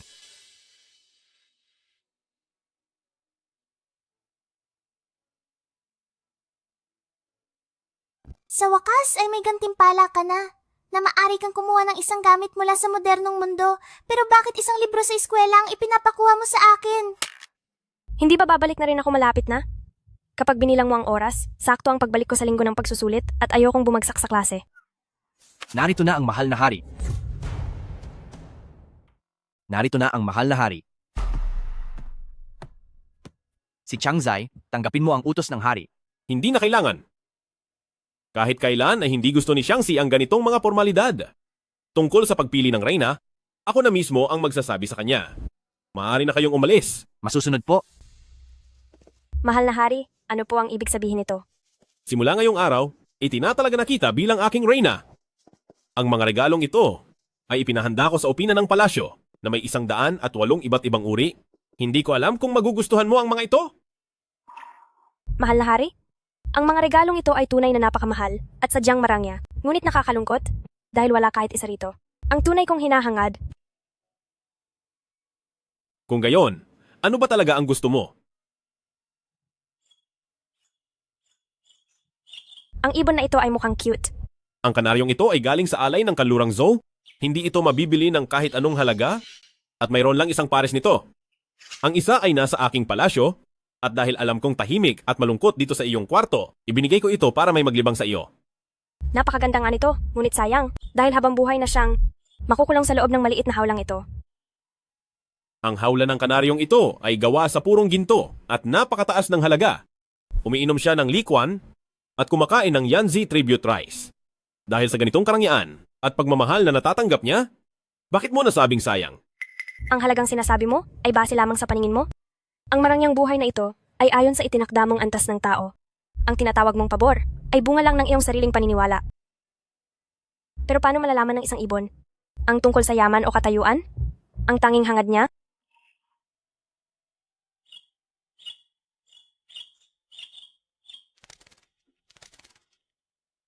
Ay ang malawak na kalangitan at ang pagiging malaya. Wei Xiangxi, bakit ang mga iniisip mo ay laging iba sa mga ordinaryong tao?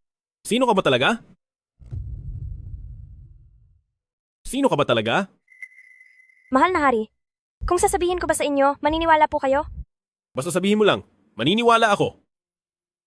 Mahal na hari, ang totoo po niyan ay nagmula ako sa ibang panahon. Hindi ako nabibilang sa panahong ito. Time travel, naintindihan niyo po ba? Time travel? Kumbaga, noong hindi pa po ako napupunta rito, sa modernong panahon na iyon, hinding-hindi ito katulad ng inyong kaharian at sinaunang pamumuhay. Hindi lang po advanced ang teknolohiya doon, kundi pantay rin ang mga lalaki at babae. May karapatan kaming mag-aral at magkaroon ng sariling trabaho.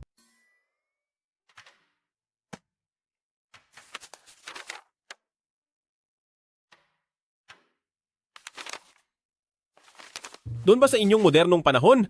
Ganito ba ang uri ng pag-aaral? At ganitong trabaho rin ba ang ginagawa mo? Hindi po. Doon po sa amin, ang pag-aaral ay nahahati sa iba't ibang kurso. At ang kurso ko po ay tungkol sa kalusugan ng mga lalaki. Kalusugan ng mga lalaki? Kumbaga, kasi po, Ibig bang sabihin ay araw-araw kang tumitingin ng mga ganitong hindi kagalang-galang na sakit ng ibang mga lalaki? hindi po? Mahal na hari, sa amin pong mga nag-aaral ng medisina, walang pinagkaiba ang lalaki sa babae, pare-pareho lang silang lahat sa aming paningin. Tsaka isa pa po, Ang pinag-aralan ko lang naman ay teorya mula sa libro. Hindi ako papayag. Anumang pag-aaral ang gusto mo o anumang trabaho ang gusto mong gawin, mapapayagan ko. Pero pagdating sa pag-aaral na iyan sa mga lalaki, ako lang dapat ang tinitingnan mo. Mahal na hari, hindi naman po ako tumitingin ng ibang lalaki. Nagbabasa lang naman po ako ng libro. Anong maganda sa pagbabasa ng librong iyan? Kung ano ang nasa libro mo ay mayroon din ako, bakit hindi mo na lang ako ang tingnan? Ang tindi naman magselos ng haring ito. Bakit pati drawing sa papel pinagseselosan niya? Sige na, hindi na ako magbabasa ng libro. Simula ngayon, ikaw na ang gagawin kong lesson sa medisina? Ayos ba?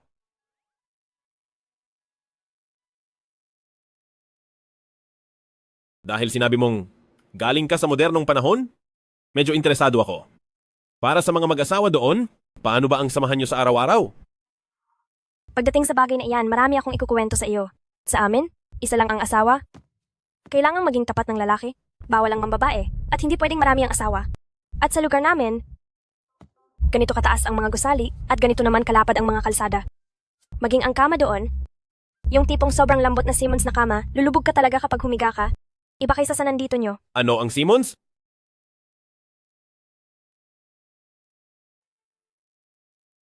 Tsaka tayong dalawa. Hindi na mahal na hari at mahal na prinsesa ang tawagan. Hindi na rin asawang lalaki at asawang babae. Dapat ang tawag mo sa akin ay wifey at ang tawag ko sa iyo ay hubby. Wei Xiangxi. Xiangxi.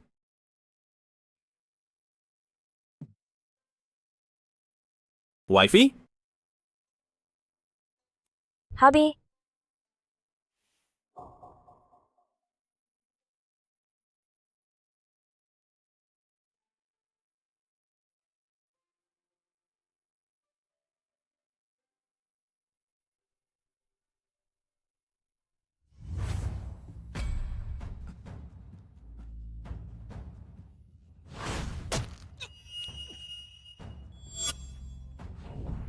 Ang Xiaoqi na iyan na anak sa labas? Siguradong hindi niya inasahan na siya mismo ang nagpahamak sa sarili niyang pamilya at siya rin mismo ang sumira sa sarili niyang bayan. Para lang siyang asong gala na inampon ni pamilyang Xiao, pero niloko ang mga magulang at pinuno. Ang masamang taong tulad mo ay walang karapatang mamuno sa mundong ito. Magdesisyon ka na agad. Tapusin na siya para wala nang maging problema.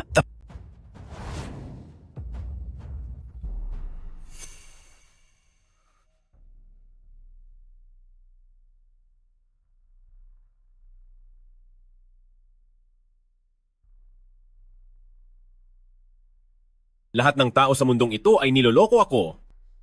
Niloko ako ng ama ko at ng aking kapatid, maging ang pinakamatalik kong kaibigan ay niloko rin ako. Paano naman ikaw? Lahat ba ng ginagawa mo para sa akin ay panloloko rin lang?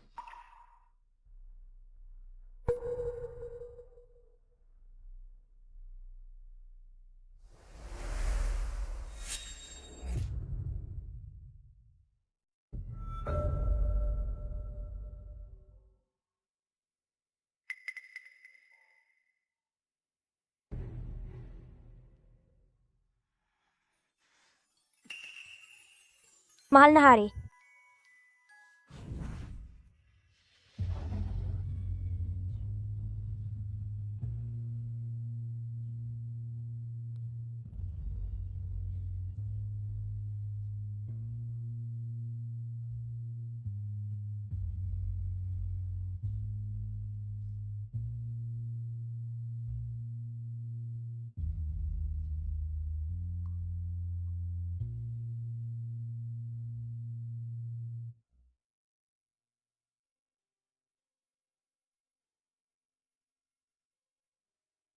Paalala mula sa kaibigan, malapit na ang huling kabanata ng kwentong ito, kaya pakiusap, lumabas ka na agad sa tarangkahan ng palasyo upang bumalik sa totoong mundo. huling kabanata? Bakit ang bilis? Opo, kahit na nakumpleto mo na ang pangunahing misyon, kung hindi ka palalabas sa lalong madaling panahon, ay mawawala ka rin kasabay ng pagtatapos nito. Kung ganoon? Ano ang huling kabanata? Bakit mo kailangang itanong yan? Importante ba ito sa iyo?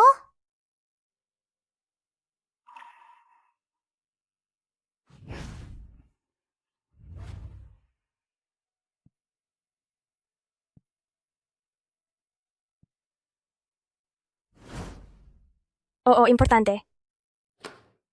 Ito ang orihinal na nobela at nandito ang huling kabanata. Mula nang sumapit ang buwan ng Nobyembre, nakipagsabuatan ang mga rebeldeng hari sa mga dayuhan at lumusob ang malaking hukbo. Dire-diretsyong pumasok ang 28 rebeldeng hukbo at sinakop ang kabisera. Sa gabing may nyebe ng unang buwan, nawala na si Xiaoqi at naglaho ang kaharian. Xiangxi. Xiangxi. Mahal na hari, anong ibig sabihin nito? Ako mismo ang nagluto nito para sa iyo? Subukan mo kung pasok sa panlasa mo. Isa po kayong hari. Bakit bigla kayong nagluto para sa akin? Hindi ba't sinabi mo kahapon? Nasa panahon ninyo, dapat din ang mga lalaki ang nag-aasikaso sa bahay at nagluluto para sa kanilang asawa? Bakit? Minamaliit mo ba ang kakayahan ko sa pagluluto? Hindi po, paano nyo naman nasabi yan?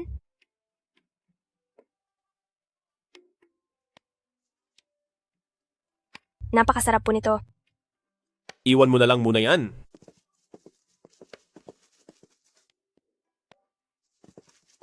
Hindi masyadong panatag ang kalagayan sa mga hangganan nitong mga nakaraang araw. Marami akong inaasikasong problema sa gobyerno, kaya hindi kita gaanong masamahan.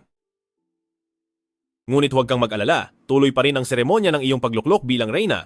Ibinigay ko na ang pangako ko sa iyo, at hinding-hindi kita bibiguin. Simula noong Nobyembre, nakipagtulungan ang mga pinuno ng probinsya sa mga dayuhan at pumasok ang malaking hukbo. Noong ika-28, tuluyan nang nakapasok ang mga kalaban at nasakop ang kabisera. Isang gabi ng taglamig noong Enero, wala na si Xiaoqi at bumagsak ang bansa. Sinasabi niyang hindi ligtas ang hangganan at abala siya sa gobyerno. Ang katapusan ba ng bansa ay nagsisimula na bang magkatotoo? Abala ako sa mga gawain ng bansa. Bibisitahin na lang kita mamaya. Mahal na hari. Hoy, wag mong sabihing balak mong baguhin ang dulo ng kwento. Sa nobela, matagal nang puno ng korupsyon ng gobyerno. Noong panahon pa ng sinundan ni Xiaoqi, mas malala ang bulok na sistema at pagkawatak-watak. Sa inyong dalawa lang, imposibleng mabago ang dulo kung saan babagsak ang bansa. Dapat ka nang magmadali balik sa totoong mundo. Huwag ka nang magsayang ng oras. May gusto ka bang sabihin sa akin? May gusto ka bang sabihin sa akin? Wala po. Ang akin lang ay nalulungkot akong iwan kayo.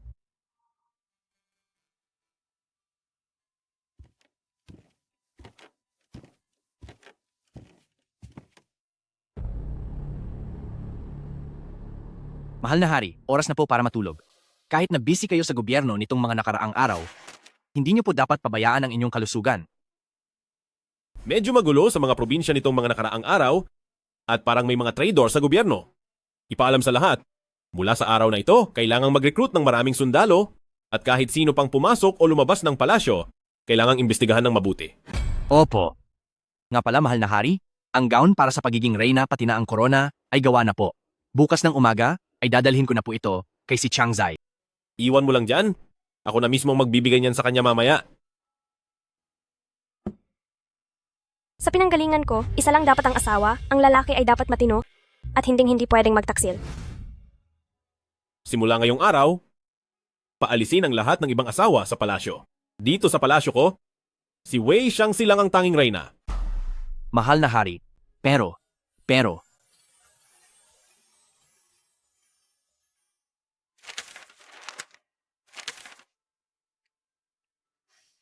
Bakit? Kahit anong takbo pa ng istorya, hindi pa rin mababago. Ang nakatakdang katapusan ng Xiao Clan? Anong gagawin ko ngayon? Sumuko ka na! Si Xiaoqi ay ang malaking kontrabida sa nobela. Kahit anong pagbago mo sa kwento, siguradong hahantong pa rin siya sa pagbagsak at mawawala ang lahat sa kanya. At ikaw na rin ang nagsabi na nakatadhana na ang lahat ng ito. At saka, ito ay isa lamang nobela na isinulat ng isang may akda. Bakit? Bakit kailangan siyang maging hari? At isa lamang siyang tauhan sa nobela? Masyado mo siyang iniisip. Kung mahal mo na ba siya? Ako. Hindi ko alam. Kaysa kay Xiaoqi, mas dapat mong alalahanin ang sarili mo. Naglabas na siya ng utos na i-lockdown ng buong palasyo at ngayong gabi ito na ang huling pagkakataon mong tumakas. Ngayong gabi? Ngayong gabi, iisa lang ang taong makakapagpalabas sa'yo. Ang taong iyon tulad mo ay galing din sa totoong mundo. Ang misyon niya ay ilabas ka sa palasyong ito. Paano ko siya makahanap? Nandito na siya. Hello? Ikaw? Huwag kang magsalita, makinig ka lang sa mga plano ko.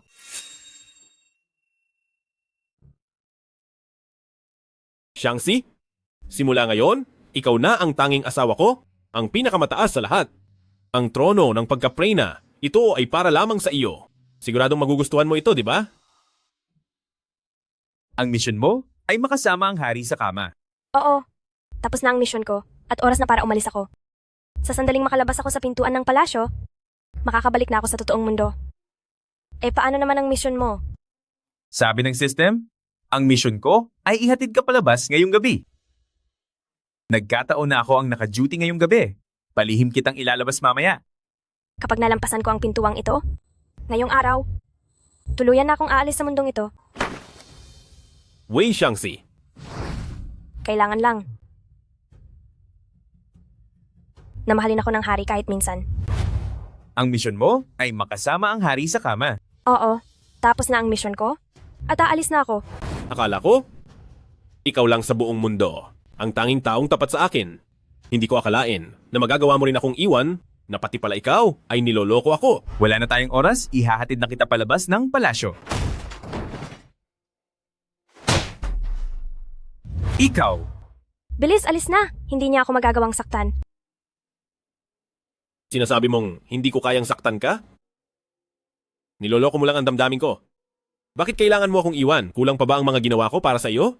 Bakit pati ikaw ay iiwan ako?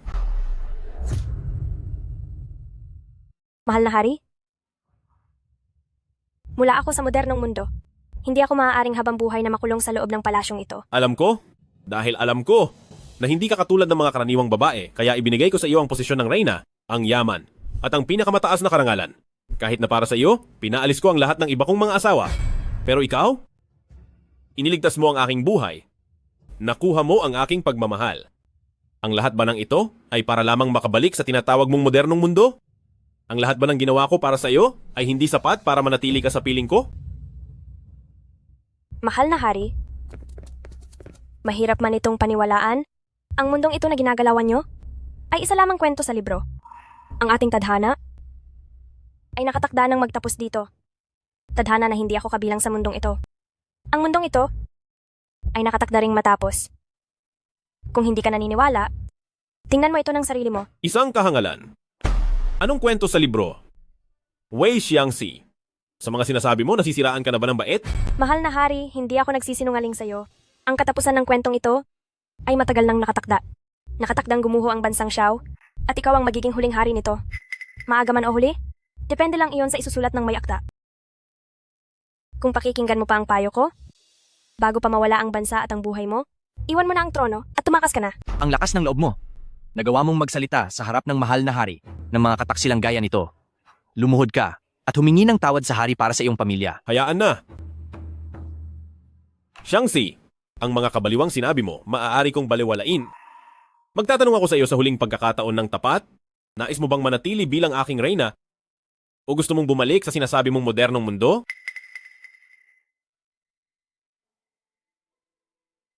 Patawad po, mahal na hari. Ngunit pipiliin ko ang kalayaan. Mga kawal. Narito po kami. Ipakulong si Wei Xiangxi sa piitan, bantayan siyang mabuti, at huwag hahayaang makalabas. Masusunod po. Mahal na hari, malapit na ang katapusan ng kwento. Hindi ako maaaring manatili rito, mawawala ako. Mahal na hari. Hinding-hindi kita hahayaang makaalis. Sa buhay na ito, ikaw ay mananatiling akin lamang.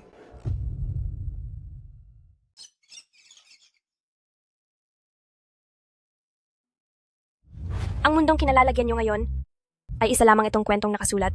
Ang katapusan ng kwentong ito ay matagal na talagang nakatakda. Nakatakdang bumagsak ang bansang Xiao at nakatakda kang maging isang pinunong nawalan ng bayan.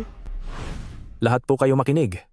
Mahal na hari, mayroon pong malaking sakuna. Nagkakaisa ang tatlong rehiyon sa pag-aalsa at ngayon ay nasakop na nila ang Heluo. Ihanda ang tatlong hukbo ng Longxiang, Huben at Xuanjia at supilin ang tatlong rehiyon. Masusunod po.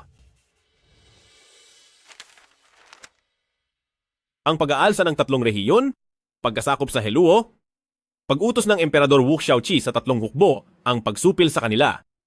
Ang nakasulat sa aklat na ito, bakit sa mga nangyari kani-kanina lang ay parehong-pareho.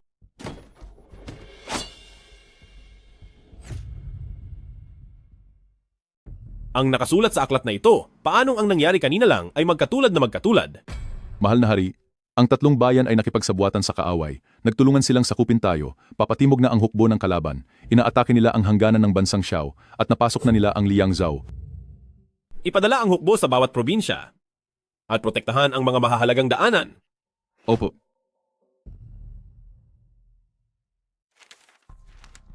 Nakipagtulungan sa kaaway at nagtaksil ang tatlong bayan, nagtulungan sila at sinakop ang Liangzhou. Nagpadala ang Xiaoqi ng hukbo. Ibig bang sabihin nito, ang lahat ay gaya ng sinabi ni Wei Xiangxi? Ang aklat na ito, totoo ngang naisulat ang tadhana ko nang walang pagkakamali. Ang wakas ng kwentong ito ay matagal na talagang itinakda. Itinakda na mawala ang bansang-bansang Xiao at itinakda kang maging isang haring babagsak. Ang wakas. Papasok ang mga rebelde sa kabisera, wala na ang Xiaoqi, at maglalaho ang bansang Xiao. Imposible? Hindi maaari? Paanong ako ang magiging huling hari ng bansang ito? Balita, mahal na hari, may masamang nangyari po. Ang mga pinuno ng hukbong Longxiang ay nagrebelde na. Tinapos nila ang mga pinuno ng Huben at Xuanjia at ngayon ay pinamumunuan na ang tatlong hukbo upang sakupin ang Kyoto. Ipadala ang mga gwardya ng palasyo. Ako mismo ang mamumuno sa laban na ito. Opo. Ang haring si Xiaoqi ay mamumuno sa digmaan, paparusahan ang mga rebelde na tatagal ng 10 taon. Maraming nagdusa, pagkalipas ng 10 taon, mawawala na siya at ang kanyang bansa. Kahit anong gawin ko, talaga bang ang wakas na ito ay ang aking tadhana? Nakasok na ang mga rebelde sa kabisera, malapit na ang katapusan, mabibigo na ang misyon. Mabibigo na ang misyon. Kahit ano pa ang gawin ko, ganito pa rin ba talaga ang nakatadhanang maging wakas? Mundo ang may kasalanan nito. Sa buong mundo, ang lahat ay walang magagawa sa kapalaran. Ikaw man ay isang hari? Ano naman? Sa gitna ng takbo ng panahon, isa ka lamang napakaliit na piyesa ng laro. Dahil nakatadhana na ang lahat at wala nang mababago, ano pa? Ang magagawa kong paraan? Isang ulat. Mahal na hari, handa na po ang 200,000 guwardiya. Mangyaring pamunuan niyo po ang hukbo sa laban. Sapat na. Mahal na hari, dahil nakatadhana na ang katapusan, bakit pa ako? Dapat maging sanhi ng dagdag na pagpaparusa. mahal na hari, balak niyo po bang sumuko ng hindi lumalaban? Hindi po maaari iyan, mahal na hari. Bilang pinuno ng bansa, kung susuko kayo ng walang kahit anong laban, hindi po ba't pagtatawanan kayo ng buong mundo, mahal na hari? Ang pag-unlad at pagbagsak ng bansa ay nasa kamay ng langit. Nakarating na ang bansang Xiao sa puntong ito. Malapit na ang ating pagbagsak. Bakit ko pa kailangang isipin ang aking karangalan? Kung magdurusa naman ang taong bayan? Isang ulat, mahal na hari, masamang balita, nakapasok na po ang mga rebelyon sa siyudad. Tamang-tama ang dating nila.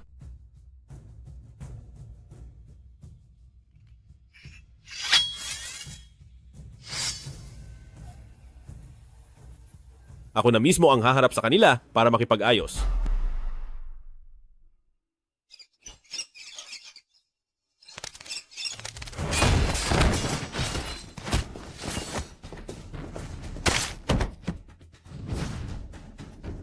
Huwag mo nang balaking tumakas.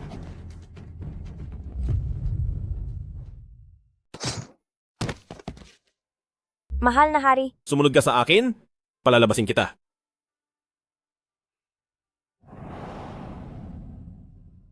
Xiangxi, kung ang katapusan ay nakatadhana na, ang tanging bagay na maibibigay ko sa iyo ay ang kalayaang ninanais mo. Si Emperador Wu ay tunay ngang isang mahusay na mandirigma ni hindi ka matalo-talo kahit ng napakaraming tao. Kung hindi dahil sa matagal ko ng pagpaplano, ay baka wala pa rin akong magawa laban sa iyo. Hindi ko maintindihan. Mayroon kang 3,000 guwardiya sa palasyo na mahuhusay makipaglaban, pero bakit hindi ka nagpadala kahit isang kawal at isinama mo lang ang isang babaeng ito upang humarap sa kapahamakan? Nag-alsa kayo? Hindi ba para lang sa trono ng bansang Xiao? Kahit sino ang maupo sa tronong ito ay pareho lang. Pero kung gusto nyong ibigay ko ito sa inyo, mayroon akong 3 kondisyon. Kapag hindi ka pumayag, ngayon din ay tatapusin ko na ang buhay mo. Sige, sabihin mo sa akin, anong mga kondisyon mo? Una, ang kaguluhan ng pag-aalsa ngayong araw ay hindi dapat madamay ang mga mamamayan sa lungsod. Walang dapat masaktan kahit sino sa kanila. Ikalawa, kapag naupo ka na sa trono, itigil ang labanan at digmaan, mamuno ka ng may kabutihan. At simula ngayon ay maging payapa na ang buong mundo. Ikatlo, hayaang makaalis ng ligtas ang aking reyna. Ang una at ikalawang kondisyon ay tungkulin naman talaga ng isang mamumuno, kaya natural na papayag ako. Pero tungkol sa ikatlong kondisyon, nabalitaan ko na ang mahal mong asawa ay napakatapat sa iyo. At dahil likas akong mapagduda, paano ko siya hahayaang makaalis ng ligtas? Subukan mo lang. Maliban na lang kung mapapatunayan niya sa akin ang katapatan niya sa akin.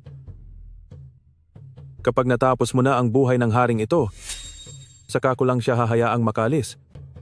Ano sa tingin mo? Mahal na hari, wag po. Hindi ko kaya.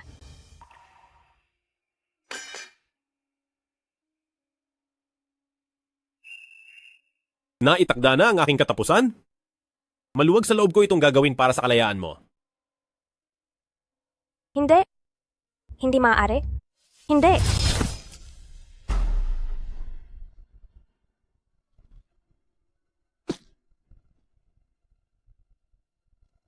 Mahal na hari?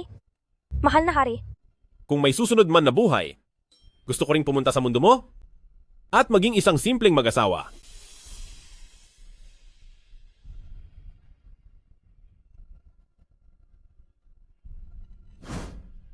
Naabot na ang huling bahagi. Malapit ng lisanin ng mundo ng misyon. Paunawa, paalis na sa mundo ng misyon.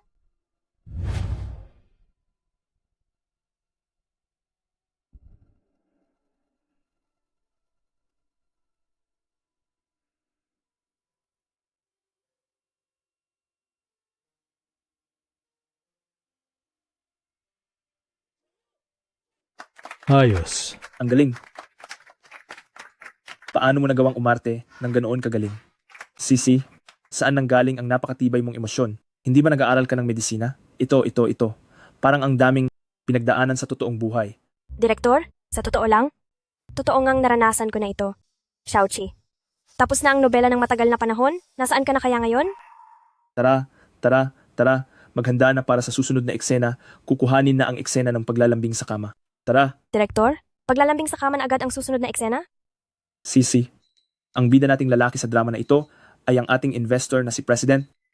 At ang hitsura niya ay talagang napakagwapo na parang walang katulad. Huwag kang mag-alala. Sa pakikipag-eksena sa kanya sa kama, siguradong hindi ka talo. Tingnan mo, haya na siya.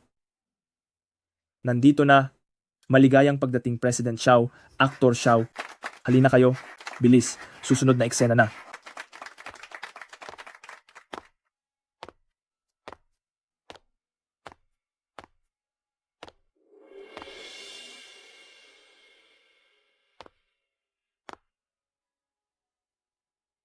Wei Xiangxi. Matagal na tayong hindi nagkita.